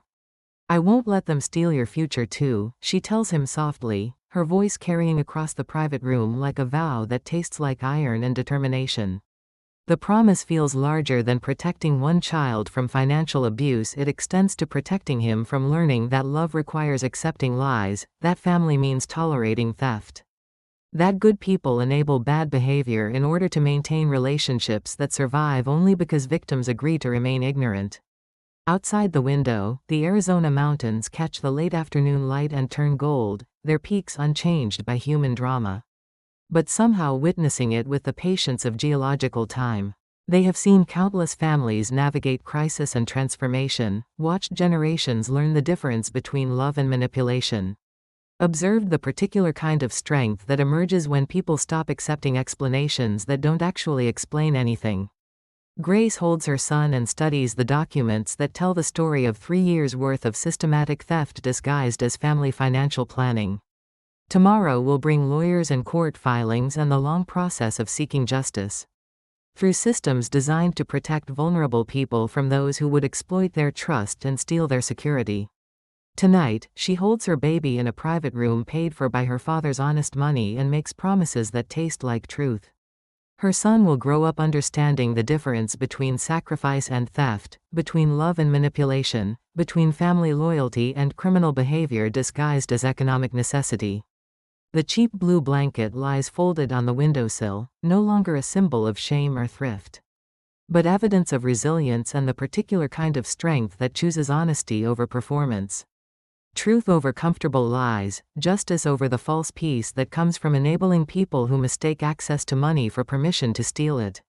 Her story is changing, one revelation at a time, one honest conversation at a time, one legal document at a time. The woman who counted quarters to buy soft fabric for her baby is becoming someone who counts evidence to build cases against people who confused her generosity with stupidity. Her love with weakness, her trust with permission to commit crimes against her family.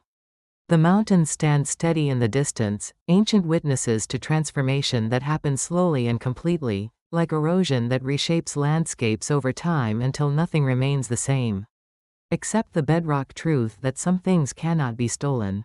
Dignity, integrity, and the particular kind of love that chooses courage over comfort, justice over the easy peace that comes from pretending that theft is thrift and abuse is affection.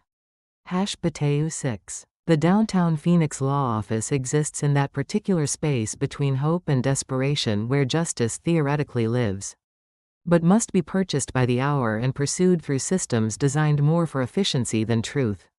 Frank and Grace sit across from attorney Carla Ruiz in a conference room where fluorescent lights reflect off polished wood and brass fixtures that have witnessed 40 years of legal victories, devastating defeats, and the particular kind of human drama that unfolds when family loyalty collides with criminal law. The walls display framed photographs of judges and certificates of achievement that create a visual resume of competence. But it's the expression in Carla's eyes that gives Grace confidence that her story will be heard by someone who understands the difference between legal theory and lived reality. At 50-something, with steel gray curls that frame a face marked by decades of handling cases where victims must prove they've been victimized by people they love, Carla carries herself with the authority of someone who has seen enough financial abuse to recognize its patterns. Before victims finish describing their situations, she spreads Frank's carefully organized documents across the polished conference table like evidence in a trial that has already begun in everything but name. The papers create a landscape of betrayal and systematic theft that transforms family drama into criminal case. Study bank statements, wire transfer confirmations, vehicle titles, mortgage documents, and credit reports that tell the story of how trust becomes theft when love is confused with access to other people's money. Carla pauses at Frank's Social Security statement, her finger tracing the monthly benefit amount with the particular attention that lawyers pay to numbers that will determine whether cases succeed or fail in courtrooms where justice depends on documentation rather than moral outrage. Her expression shifts as she processes the mathematical relationship between Frank's fixed income and the transfers. He's been making retirement money intended for prescription medications and heating bills disappearing into luxury purchases that benefit people who teach their victims to feel grateful for poverty. This is textbook elder financial exploitation, Carla says, her voice carrying the authority of someone who has prosecuted these cases, often enough to recognize their components before victims finish explaining what happened to them. The phrase, textbook, lands in the conference room like confirmation that Grace's experience fits patterns that courts understand and laws address, that her family's crisis exists within larger contexts of systemic abuse that legislators and prosecutors have learned to identify and punish. Grace shifts in her leather chair, hugging a folder thick with printed text messages, bank alerts, and email exchanges that she spent the previous sleepless night organizing into chronological order. Every screenshot feels like excavated evidence of manipulation. Donna's texts calling her selfish for wanting fresh groceries. Eric's emails promising to handle the financial stress so she could focus on being a good mother. Bank notifications she ignored because trusting someone else to manage money felt like appropriate feminine behavior in a modern marriage. Each printout represents a moment when she chose trust over suspicion. Family harmony over financial transparency, good wife performance over the kind of questions that might have revealed theft in progress. The folder's weight in her arms feels like holding evidence of her own complicity. But also like carrying weapons that might finally balance scales that have been tilted against her for 3 years. Carla explains Arizona's elder abuse statutes with the methodical precision of someone who has guided families through legal processes designed to protect vulnerable seniors from people who exploit their relationships for financial gain. The state's elder abuse unit operates with special prosecutors who understand that financial crimes against seniors often involve family members who use love and trust as weapons, who transform generosity into vulnerability and use emotional manipulation to prevent victims from seeking help. The district attorney's office treats these cases seriously because they understand that financial abuse of seniors is often more devastating than physical violence. Carla continues, her voice carrying the weight of someone who has seen too many elderly people die in poverty because family members stole their retirement security. When someone steals an older person's social security and pension funds, they're not just taking money, they're stealing independence, dignity, and the ability to age with basic security. The legal framework sounds complex when described in terminology designed for courtrooms. But the moral framework crystallizes into sharp clarity. What Eric and Donna did wasn't family financial planning or household expense management, but systematic theft from a senior citizen whose trust they exploited for 3 years while teaching his daughter to feel guilty for wanting basic prenatal care. You're not a fool for trusting family, Carla says, looking directly at Grace with eyes that have seen enough financial abuse victims to recognize the self-blame that almost always accompanies these discoveries. You were groomed, systematically and expertly groomed by people who understood that your virtues, loyalty, trust, desire to be a good wife and daughter-in-law could be used against you. The word groomed lands in Grace's chest like recognition of something she couldn't name until someone provided the vocabulary. For 3 years, she has carried the weight of feeling somehow responsible for their family's financial struggles, wondering if she should have been more careful with money, worked harder, asked for less, accepted more. The systematic nature of the manipulation becomes visible when described in language designed for understanding psychological abuse, not random mistakes or communication failures, but deliberate conditioning designed to prevent her from asking questions that might reveal crimes in progress. Outside the conference room's floor-to-ceiling windows, downtown Phoenix traffic creates the visual rhythm of normal life continuing, while Grace's understanding of her own life undergoes reconstruction that feels archaeological in scope. Normal people drive to normal jobs in vehicles they can afford, living in homes purchased with money they earned, managing budgets that reflect their actual income rather than fictional narratives designed to cover systematic theft. The sight makes her simultaneously envious. She wants to be someone whose biggest problem is traffic, rather than discovering that her marriage was built on elder abuse, and determined to rebuild her life into something that functions according to laws and logic rather than lies and manipulation. Carla outlines the legal strategy with the systematic precision of someone who has developed templates for pursuing justice in cases where love becomes crime and families become crime scenes. Emergency court orders to freeze assets before they disappear into offshore accounts or fictional business expenses. Civil recovery suits to reclaim stolen funds and establish legal precedent that stealing from seniors carries consequences that extend beyond family disappointment. Notifications to mortgage lenders and credit unions about fraudulent applications that misrepresented household income, while concealing significant monthly transfers. Referrals to the state elder abuse hotline and the district attorney's office for criminal investigation that could result in felony charges, prison sentences, and the kind of public consequences that make financial abuse less attractive to people who currently view seniors as easily exploited sources of income. Simultaneously, divorce proceedings that establish Grace's right to custody, financial support, and protection from continued manipulation by people who have demonstrated their willingness to steal from family members while gaslighting their victims into feeling grateful for poverty. Each step sounds terrifying and necessary, like surgery that requires cutting through healthy tissue to remove cancer before it spreads to organs that can't survive additional damage. Grace imagines explaining to her son, years from now, why his father and grandmother went to prison for stealing from his grandfather, conversations that will require vocabulary she doesn't yet possess for describing how people who claim to love you can simultaneously destroy your financial security while teaching you to apologize for existing. That evening, after signing retainer agreements and scheduling follow-up meetings and providing authorization for Carla's team to subpoena financial records that Eric and Donna have been concealing for 3 years, Grace sits on Frank's couch in his small paid-off house that smells like honesty and careful living. The contrast between her father's modest home and Eric's granite countertop showcase becomes stark when viewed through the lens of understanding where the money for luxury renovations actually originated. Frank's living room contains 40 years of accumulated life without pretension. Union membership certificates framed beside family photographs where Grace's mother smiles from frames that haven't been updated since her death. Coffee table books about construction techniques and desert wildlife, television remote controls with worn buttons and furniture that prioritizes comfort over impression management.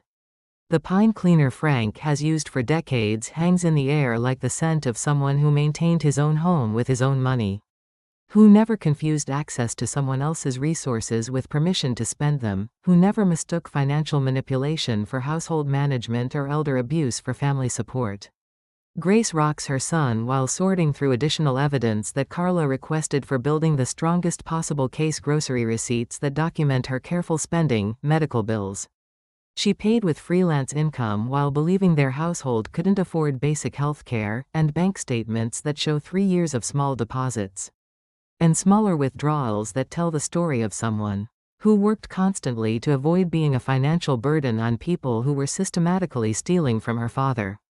In a manila envelope tucked beneath insurance policies and Medicare statements, she finds an old cost of living adjustment notice from Social Security, a document that Frank saved with the careful attention he gives to anything involving his fixed income and retirement security. The numbers tell a story she never considered for 3 years. Her father sacrificed every small increase in his benefits to maintain the monthly transfers he believed were helping his daughter's family achieve financial stability.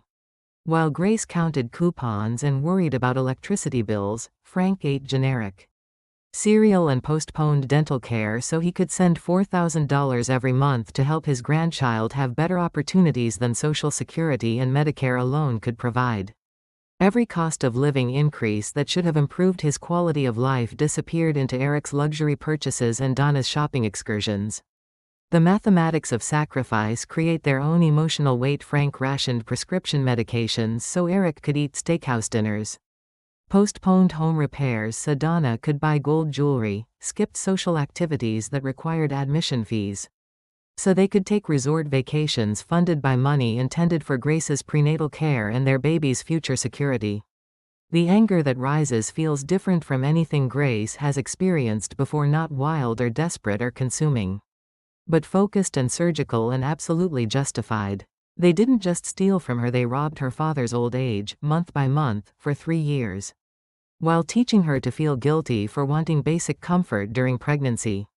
"I won't let them write your story the way they wrote mine," Grace whispers to her sleeping son, her voice carrying across the honest room like a vow that tastes like iron and determination. The promise extends beyond protecting one child from financial abuse to ensuring that he grows up understanding the difference between love and manipulation, between family loyalty and criminal behavior, between sacrifice and theft disguised as household management. Over the following weeks, Grace learns a new vocabulary that transforms victimhood into strategic action: affidavits that document systematic deception, asset searches that locate hidden property purchased with stolen funds, fraud investigations that follow money trails through financial institutions that keep records of every transaction, designed to conceal crimes from victims and law enforcement. She meets with bank representatives who explain how Eric's accounts showed regular large deposits, Frank's monthly transfers followed immediately by luxury purchases that bore no relationship to the household expenses and mortgage payments he claimed to be managing. The pattern becomes visible in spreadsheets and transaction histories: systematic theft, followed by immediate spending designed to prevent accumulation of evidence that might alert victims or investigators to crimes in progress. The representatives, trained to recognize financial abuse patterns, express the particular kind of professional outrage reserved for cases involving systematic exploitation of seniors by family members who use trust as weapons. Their documentation will provide foundation evidence for both civil recovery suits and criminal prosecution. Mathematical proof that love became crime when Eric and Donna chose to fund their lifestyle with Frank's retirement security. Grace hands over copies of the Medicaid application she filled out while her hands shook with shame, forms that documented household poverty. While Eric and Donna drove luxury vehicles and remodeled kitchens with money that Medicaid administrators never knew existed. The application itself becomes evidence of fraud, systematic misrepresentation of financial status, designed to obtain government assistance while concealing significant monthly income from sources that victims weren't supposed to know about. Frank, for his part, files formal complaints with Medicare's fraud prevention unit about how his family support was used to conceal assets during Medicaid applications that claimed poverty while his money funded luxury lifestyles. The federal investigators who handle Medicare fraud understand that financial crimes against seniors often involve family members who exploit government programs by hiding income sources from victims. Who could have reported them if they'd known the money existed? The system, once Grace understands how to navigate it and which agencies have jurisdiction over which components of systematic elder abuse, reveals itself to have significant teeth. Civil courts that can freeze assets and force restitution, criminal prosecutors who specialize in financial crimes against vulnerable populations, and federal investigators who pursue Medicare fraud with resources that local police departments often lack.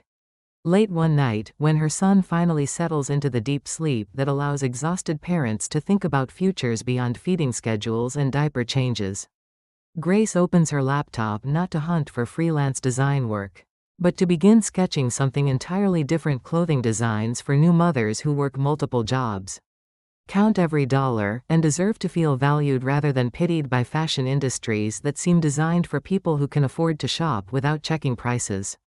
Simple, beautiful pieces that don't announce their budget-conscious construction but create dignity for women who understand the difference between discount and affordable, between cheap and careful, between poverty and the particular kind of financial mindfulness that comes from earning every dollar through honest work. She types into a notes application that becomes the foundation for business planning. She never imagined herself capable of conducting, "If I ever get my life back, I want to design clothes for mothers who pinched pennies like I did, women who deserve to feel respected and beautiful regardless of their budget constraints. Clothes that understand the difference between thrift and theft, between sacrifice and being sacrificed." The business plan feels fragile and impossibly ambitious, but it also glows in the darkness of Frank's living room. Like evidence that victims can become entrepreneurs, that people who survive financial abuse can build businesses that serve other survivors, that understanding poverty from the inside creates advantages for serving markets that traditional fashion industries ignore or misunderstand. Grace saves the file and closes the laptop, her hands steady for the first time in months. Tomorrow brings another meeting with investigators, another form requiring sworn testimony. Another step toward justice that feels simultaneously too slow and impossibly fast. Tonight, she holds her sleeping son in a house paid for with honest money and imagines a future where she builds something sustainable instead of just surviving someone else's financial crimes. Where her understanding of careful budgeting becomes foundation for serving customers who deserve quality clothing designed for real budgets rather than aspirational purchasing power. The house settles around them with the particular sounds of honest architecture, wood settling naturally, rather than expanding under the weight of luxury renovations purchased with stolen money. Outside, the desert wind moves through mesquite trees that have survived Arizona summers longer than anyone alive. carrying the promise that morning will come and bring new opportunities for people who choose resilience over resentment, justice over revenge, building over brooding. For the first time in years, Grace falls asleep without apologizing to anyone for existing, without feeling guilty for wanting basic security, without accepting explanations that explain nothing. Except how to maintain theft through emotional manipulation and systematic gaslighting. Her son sleeps peacefully against her chest, unaware that his mother is planning a business empire. That will start with understanding how financial abuse victims think about money and end with creating economic opportunities for people who have been taught that wanting nice things makes them selfish but deserve beauty, comfort, and dignity regardless of their bank account balances.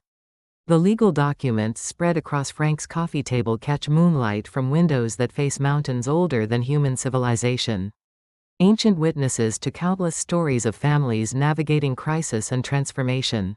Tomorrow, those documents will become evidence in courtrooms, where justice wears official robes and speaks in legal terminology that transforms personal betrayal into criminal case study.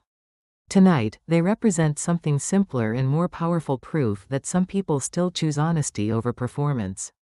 Truth over comfortable lies, and love that protects rather than love that steals from the people it claims to treasure most. #Bateu 7. The Maricopa County Courthouse stands against the Arizona morning sky like a monument to the particular kind of justice that requires marble floors, brass fixtures, and the systematic application of laws designed to protect people who can't protect themselves from those who exploit family relationships for criminal gain. The building carries the weight of institutional authority earned through decades of hosting trials where truth competes with performance, where documentation battles manipulation, and where families discover whether love survives the revelation that some relationships were business transactions disguised as emotional bonds. Grace sits on a wooden bench outside family court that has absorbed 40 years of human anxiety. Its surface polished smooth by countless people waiting to learn whether justice exists in courtrooms or only in theoretical legal textbooks. Beside her, Frank adjusts his best blazer, the navy one he reserves for funerals, job interviews that haven't happened since retirement, and occasions that require formal acknowledgement of their gravity. In his wallet, carried like identification documents for a life that Eric and Donna tried to steal. He keeps his Medicare card and senior bus pass alongside photographs of Grace as a child and receipts for prescription medications. He postponed purchasing to maintain monthly transfers that funded someone else's luxury lifestyle. The courthouse lobby buzzes with the particular energy that emerges when human drama meets institutional efficiency, lawyers in expensive suits conferring with clients whose futures depend on arguments that will unfold in rooms designed more for ceremony than comfort, families reuniting or permanently separating, based on decisions that judges will announce in language that transforms personal betrayal into legal precedent. Heels click against marble floors with rhythms that speak of nervousness, determination, and the various ways people navigate spaces, where their stories become evidence in cases that will either validate their experiences or dismiss them as misunderstandings between people who simply have different approaches to family financial management. Across the hallway, Eric and Donna sit with a public defender whose overwhelmed expression suggests someone managing a caseload designed for attorneys with more time and resources than public service budgets provide. Donna's hair, once elaborately styled for every public appearance, hangs around her face with the particular flatness that comes when people can no longer afford salon visits that once seemed essential for maintaining social status. Eric's suit hangs loose on his frame, as if he's physically shrinking under the weight of legal consequences that transform comfortable lies into criminal charges with federal prosecution possibilities. The contrast between their current appearance and the confident family members who intercepted mail and deflected financial questions creates its own form of justice, not the dramatic collapse that movies promise, but the slow, systematic erosion of artificial prosperity when funding sources disappear and reality demands accounting for 3 years of systematic theft disguised as household budget management. Inside courtroom 4B, fluorescent lights reflect off polished wood and brass fixtures that have witnessed thousands of family stories unraveling in real time. Judge Patricia Santos, a woman in her early 60s whose silver hair and sharp eyes suggest Someone who has heard enough family financial dramas to recognize their patterns before attorneys finish their opening statements. Listens as Carla presents the timeline of systematic elder abuse with methodical precision that transforms personal betrayal into criminal case study. The judge's bench sits elevated above the courtroom like an altar to the particular kind of justice that requires documentation rather than emotion, evidence rather than accusation, and systematic proof that crimes occurred rather than family members. Simply having different opinions about appropriate ways to manage household finances when seniors provide assistance that recipients choose to misunderstand as permission to steal. Carla spreads evidence across tables designed for lawyers to organize cases that courts can understand. 3 years of wire transfer confirmations showing Frank's monthly deposits. Bank records documenting immediate luxury purchases that bore no relationship to mortgage payments or household expenses, vehicle titles revealing Mercedes purchases made with cash. While Grace applied for Medicaid assistance claiming household poverty. Credit card statements displaying steakhouse dinners that cost more than Grace spent on groceries in entire months. Resort weekend packages purchased while she rationed prenatal vitamins, and home improvement expenditures for granite countertops and stainless steel appliances that transformed modest homes into showcases. Funded by retirement money intended for prescription medications and emergency medical care. The documentation creates visual narrative that speaks louder than any testimony. Mathematical proof that Frank's generosity became theft when love was confused with access to other people's social security and pension funds, when trust became vulnerability. Exploited by people who understood that seniors often hesitate to report family members for financial crimes that feel like personal betrayals. Judge Santos flips through color-coded binders that organize 3 years of systematic deception into categories that courts recognize and prosecutors pursue: elder financial exploitation, Medicare fraud, systematic misrepresentation of household income during government assistance applications, and the particular kind of family financial abuse that requires sophisticated understanding of how trust becomes weapon when wielded by people who mistake access to money for permission to steal it. Photographs mounted in clear plastic sleeves show the Mercedes gleaming in driveways. While Grace walked to medical appointments because gas money required careful rationing, granite countertops that cost more than most families spend on vehicles, while Frank postponed dental care to maintain monthly transfers. Vacation resort receipts dated during weeks when Grace worked until dawn to afford baby clothes from discount stores. Grace watches the judge's face as evidence accumulates like sediment in still water. Each document adding weight to understanding that this case represents systematic rather than impulsive crime, planned rather than accidental theft, and manipulation.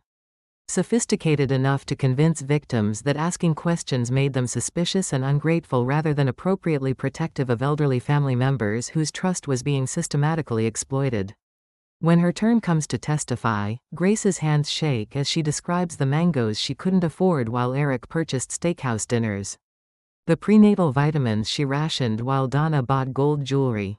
The nights she worked freelance design jobs until her back cramped while they planned resort vacations funded by money she never knew existed in their household budget. Her voice trembles but doesn't break as she explains learning about Frank's transfers in a hospital bed, where surgical incisions were still fresh and her newborn son slept under a discount store blanket that represented the kind of careful budgeting she believed was necessary to avoid burdening family members who were secretly living off her father's retirement money. The courtroom stenographer records every word with mechanical precision, transforming personal trauma into official record that will follow Eric and Donna through any future legal proceedings. Employment background checks, and credit applications that require disclosure of criminal convictions related to financial crimes against vulnerable family members. Eric's attorney argues that Frank's monthly transfers constituted gifts, with no restrictions attached, that elderly family members often provide financial assistance without specifying exact usage requirements, and that misunderstandings about money management don't constitute criminal behavior. When family members have different approaches to household budgeting and financial planning priorities, the argument sounds reasonable until Carla counters with printed evidence that destroys any possibility of claiming innocent misunderstanding. Email exchanges where Frank explicitly wrote, "This money is for Grace and the baby's living expenses and mortgage payments. I'm trusting you to take care of them the way they deserve." Text messages confirming that transfers were designated for specific household expenses, rather than general family support, and financial documentation, proving that Eric and Donna actively concealed their actual household income during Medicaid applications that required sworn statements about family financial resources. The contradiction between their defense strategy and documented evidence creates cognitive dissonance, so sharp that even supportive family members in the gallery begin shifting uncomfortably in seats designed more for ceremony than extended comfort. Claiming innocent misunderstanding becomes impossible when evidence demonstrates systematic deception, active concealment of income sources, and deliberate manipulation of government assistance programs that require honest disclosure of household financial resources. Judge Santos reviews evidence of systematic financial manipulation with the methodical attention that experienced judges bring to cases where family love becomes criminal enterprise hidden mail that prevented Grace from seeing mortgage statements and credit card bills. Laptop screens closed whenever she approached during Eric's financial management sessions, and deflected conversations whenever Frank asked reasonable questions about how his money was being used to support his daughter's family. The pattern reveals itself as sophisticated rather than impulsive crime, not momentary poor judgment or temporary ethical lapses, but systematic financial exploitation that required planning, coordination, and deliberate decisions to continue stealing from a senior citizen, whose trust they exploited month after month for 3 years. When the judge announces her ruling, the words sound almost routine in their administrative efficiency, the particular kind of official language that transforms personal betrayal into legal precedent that other families can reference when similar crimes destroy their relationships and financial security. She orders Eric and Donna's joint accounts frozen pending comprehensive forensic accounting that will trace every dollar of Frank's money through financial institutions that maintain records of all transactions designed to conceal criminal activity from victims and law enforcement agencies. A lien placed on Donna's paid-off home transforms the house from sanctuary into evidence of systematic theft, property that will be sold to provide restitution for money stolen from a senior citizen, whose retirement security was sacrificed to fund luxury renovations that victims never knew were purchased with their father's Social Security and pension funds. The Mercedes, seized as evidence of asset conversion and systematic misrepresentation of household income during government assistance applications, will be sold at auction, with proceeds directed toward repaying Frank for money that should have remained in his accounts for prescription medications, emergency medical care, and the basic dignities that make old age bearable rather than anxious and uncertain. The Elder Abuse Unit receives referral paperwork for criminal investigation that could result in felony charges, federal prosecution for Medicare fraud, and prison sentences that extend beyond family disappointment into institutional consequences that acknowledge systematic financial exploitation of vulnerable seniors as serious crimes deserving serious punishment. Eric's employer, notified of civil court findings through background check systems that monitor employee legal status, quietly terminates his employment for violating company ethics policies that prohibit financial fraud, regardless of whether victims are family members or business associates. The termination creates employment history that will follow him through future job searches in industries that conduct thorough background investigations.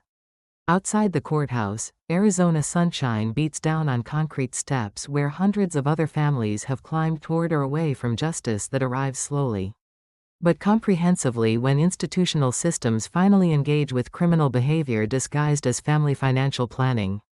The heat creates waves that rise from pavement like visible relief, distorting views of parking lots where honest vehicles sit beside those purchased with money stolen from seniors who trusted family members to protect rather than exploit their retirement security. Carla hands Grace copies of temporary custody orders that grant her complete legal and physical custody of her son, along with child support garnishments that will claim substantial portions of any wages Eric earns in whatever employment he finds after potential employers discover his conviction record through background investigations that reveal financial crimes against family members. For Donna and Eric, justice arrives not as dramatic arrests with handcuffs and photographers, but as administrative efficiency that proves more devastating in long-term consequences. Frozen bank accounts that prevent access to resources they'd accumulated through systematic theft. A house scheduled for sheriff's sale that eliminates the home equity they'd built using Frank's monthly transfers. And their names entered into investigative databases that will follow them through any future financial applications or employment opportunities. Grace holds custody papers against her chest and breathes desert air. That tastes like freedom from explanations that never explained anything, from budget discussions that excluded the person earning money to fund household expenses.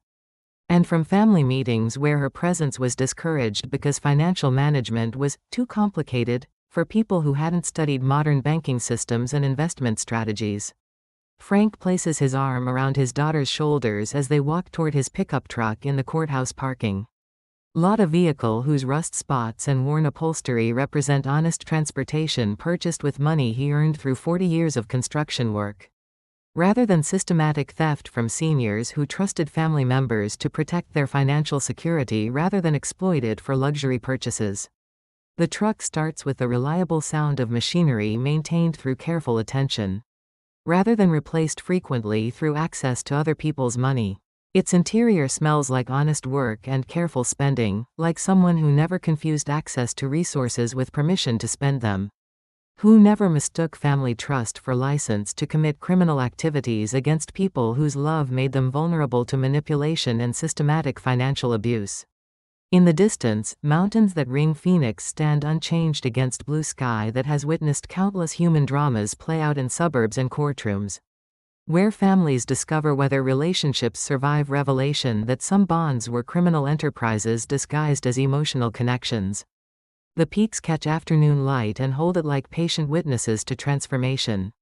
That happens slowly and completely when truth finally receives official recognition in institutions designed to distinguish between love and manipulation. Justice, Grace realizes, doesn't always resemble movie courtroom dramas with dramatic confessions and emotional breakdowns. Sometimes it appears as paperwork and administrative efficiency. Bureaucratic procedures that freeze assets and garnish wages and create legal precedents that protect other families from similar systematic exploitation. Sometimes it's quieter than revenge but more permanent than rage, more thorough than dramatic confrontation, but more sustainable than emotional satisfaction that fades when anger transforms into exhaustion. Her son sleeps peacefully in his car seat, unaware that his future just became significantly more secure. Through simple application of laws designed to protect vulnerable people from those who exploit family relationships for systematic financial gain. The legal system worked exactly as designed, slowly, comprehensively, and with institutional memory that will follow perpetrators through future attempts to exploit trust or commit financial crimes against family members. As Frank navigates Phoenix traffic toward home, Grace looks back once at the courthouse building, where her new life received official recognition and legal protection.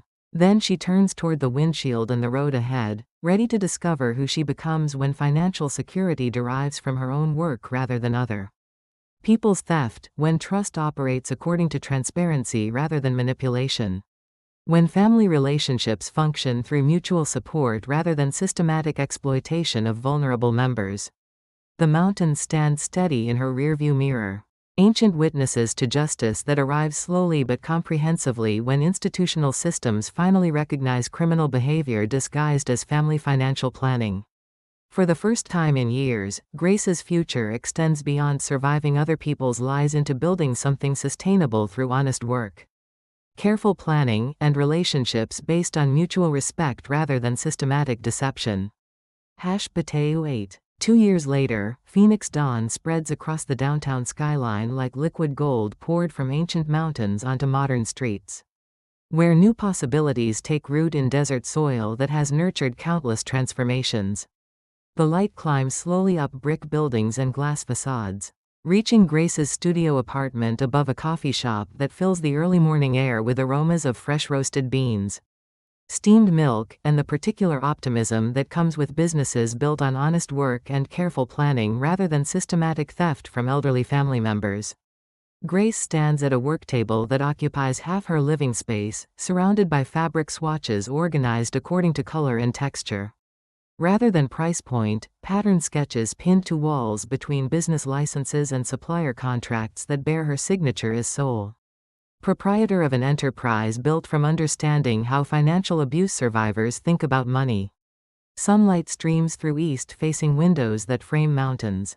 Unchanged since before humans invented families capable of systematically stealing from their most vulnerable members. A hand-painted sign on exposed brick reads, Desert Dawn Baby Company, thoughtful clothing for hard-working families. The painted letters catch morning light and create small rainbows across fabric samples that represent 2 years of learning. How to transform surviving into thriving, how to convert intimate knowledge of careful budgeting into business advantage. Serving customers who deserve beautiful clothes designed for real budgets rather than aspirational purchasing power. Her son Leo, now a sturdy toddler whose vocabulary includes mama work and grandpa coffee, toddles around the workspace wearing tiny overalls embroidered with desert coyotes, the first successful design from a clothing line that grew from understanding how mothers who count every dollar want to dress their children with dignity rather than obvious thrift. He clutches a stuffed roadrunner and babbles conversations with invisible friends in the universal language of happy children who grow up watching their mothers build businesses instead of surviving other people's financial crimes. Grace's laptop screen displays the back end of her online store, with satisfaction that comes from numbers that don't lie or require interpretation through someone else's narrative. Orders from across Arizona, New Mexico, and Colorado, wholesale inquiries from boutiques whose owners understand that budget-conscious doesn't mean cheap, and analytics she's learned to interpret with precision that comes from earning every sale through quality products rather than marketing manipulation or price deception. Monthly revenue graphs show steady growth built on customer loyalty, earned through clothes that understand the difference between discount and affordable, between cheap construction and careful pricing, between fashion designed for people who can shop without checking price tags, and clothing created for mothers who budget carefully but refuse to sacrifice style or quality for affordability. Above her desk, pinned to a corkboard between fabric swatches and supplier contact information, hangs a Medicaid approval letter with "Never Again" written across it, in permanent marker that has faded but not disappeared. Beside it, the original hospital explanation of benefits from Leo's birth serves not as reminder of shame or financial vulnerability, but as evidence of transformation, documentation of how far determination can carry people who refuse to accept that being careful with money makes them selfish, or that wanting basic security during pregnancy makes them materialistic and unreasonable. Her signature appears on business loans paid ahead of schedule, supplier contracts negotiated from positions of strength rather than desperation, and tax documents that show steady profit growth from an enterprise built on understanding markets that traditional fashion industries ignore or misunderstand. Grace Dalton, not Miller, a name that belongs entirely to her and carries no weight of other people's criminal history or systematic financial manipulation disguised as family budget management. Each time she signs legal documents or business agreements, the act feels like reclamation of identity stolen during 3 years when other people controlled financial decisions while teaching her to feel grateful for poverty they created by stealing money intended to provide security for her family. Her signature has weight now, legal meaning that courts recognize and banks accept authority earned through building something sustainable rather than surviving something criminal.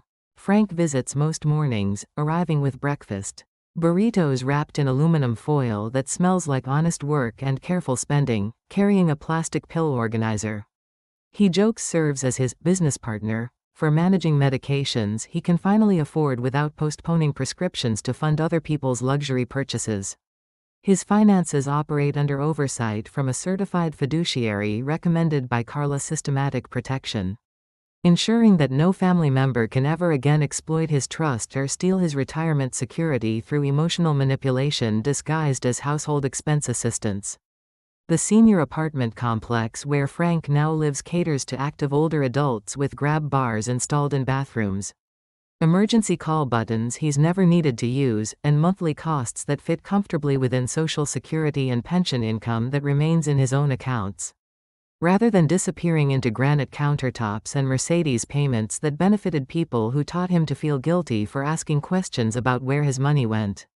His apartment contains furniture chosen for comfort rather than impression management, books about construction techniques and desert wildlife that reflect actual interests, rather than lifestyle performance, and photographs of Grace and Leo that he displays without needing permission from people who might find family pride inconsistent with their financial manipulation strategies.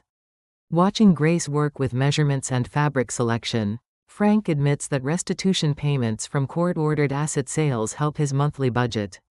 But the real relief came when he saw her first quarterly profit and loss statement written entirely in her own careful handwriting numbers that documented income earned through honest work rather than money stolen from elderly family members who trusted people to protect rather than exploit their financial security. "You built this," he says each morning while watching her organize orders and plan inventory purchases with precision that comes from understanding every aspect of business operations. Rather than delegating financial management to people whose interests differ from those they claim to serve. "I just got out of your way and let you show what you were always capable of doing."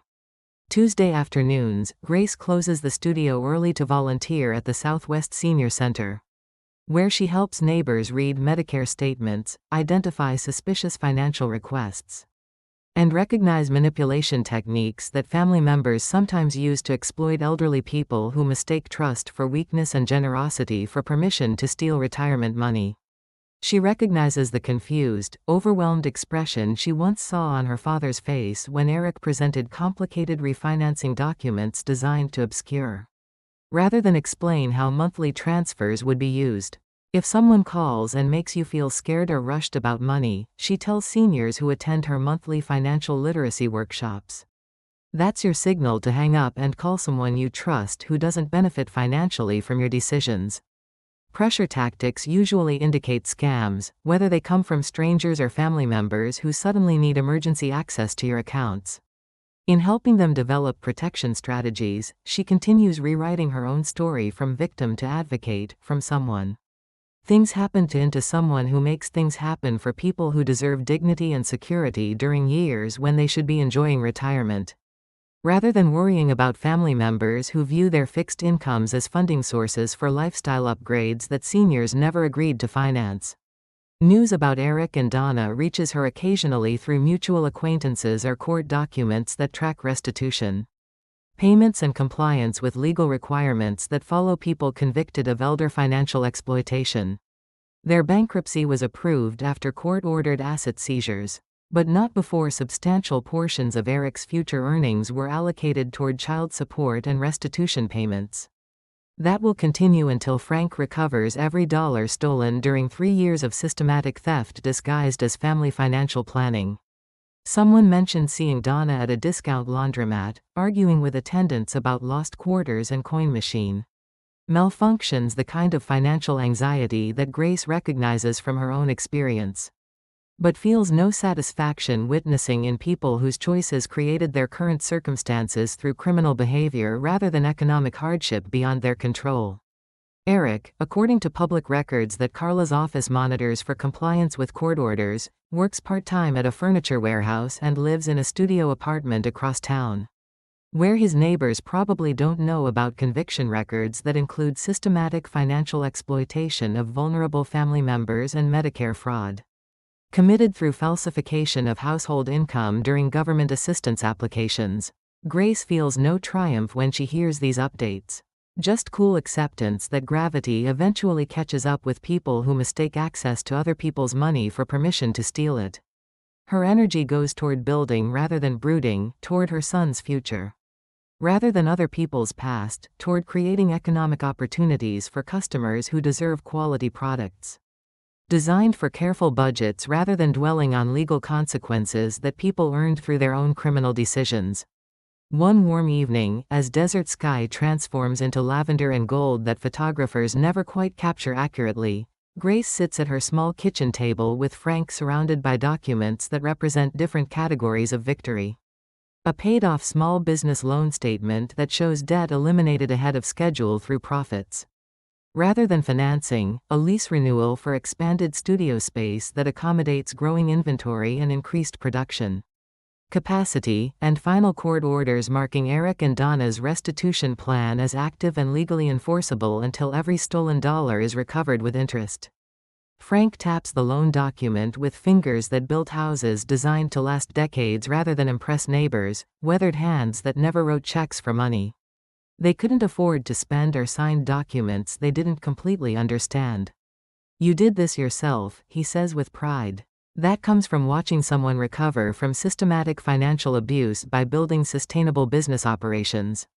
"I just provided startup capital the way parents are supposed to help adult children transparently and without hidden agendas or criminal intentions."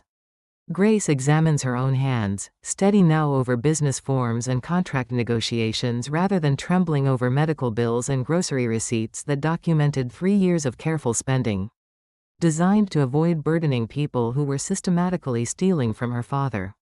While teaching her to feel guilty for wanting prenatal vitamins that cost more than store-brand alternatives that made her nauseous but were good enough for someone performing pregnancy poverty. "You saved me," she replies with understanding that some rescues require legal intervention rather than emotional support. "But I learned to save myself by building something that serves other people instead of just surviving other people's crimes." She thinks about the hospital curtain that provided privacy illusion rather than actual walls, the cheap blanket that represented careful budgeting rather than budget performance, and Judge Santos speaking official words that transformed personal betrayal into criminal case study. With legal precedent that protects other families from similar systematic exploitation disguised as family financial assistance.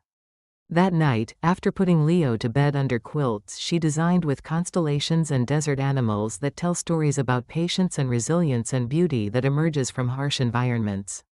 Grace completes an application to donate quarterly percentages of Desert Dawn's profits to funds supporting single mothers and vulnerable seniors facing medical debt, housing insecurity, and family members who view their struggles as opportunities for financial exploitation. The application requests a mission statement that will appear on charitable organization websites and grant proposal documents. She writes words that taste like truth and responsibility. No one who worked their entire life, or loved with their whole heart, should spend their final years afraid of opening mail or answering phones, or trusting family members who might view their financial resources as funding sources for lifestyle choices that seniors never agreed to finance. As she signs her name at the bottom, Grace Dalton, business owner, crime survivor, and advocate for people who deserve security rather than exploitation from family members who should protect rather than steal from them. The studio settles into comfortable quiet that comes from spaces where honest work creates sustainable prosperity rather than systematic theft disguised as household budget management. No demanding voices explaining why she can't afford groceries while other people eat steakhouse dinners. No hidden credit card bills or intercepted mail, or explanations that don't explain anything except how to maintain criminal activity through emotional manipulation and systematic gaslighting. No conversations where she must apologize for existing or justify spending her own money on nutritious food and quality medical care that should be basic rights rather than luxury privileges. Requiring permission from people who steal retirement funds to finance their own lifestyle choices.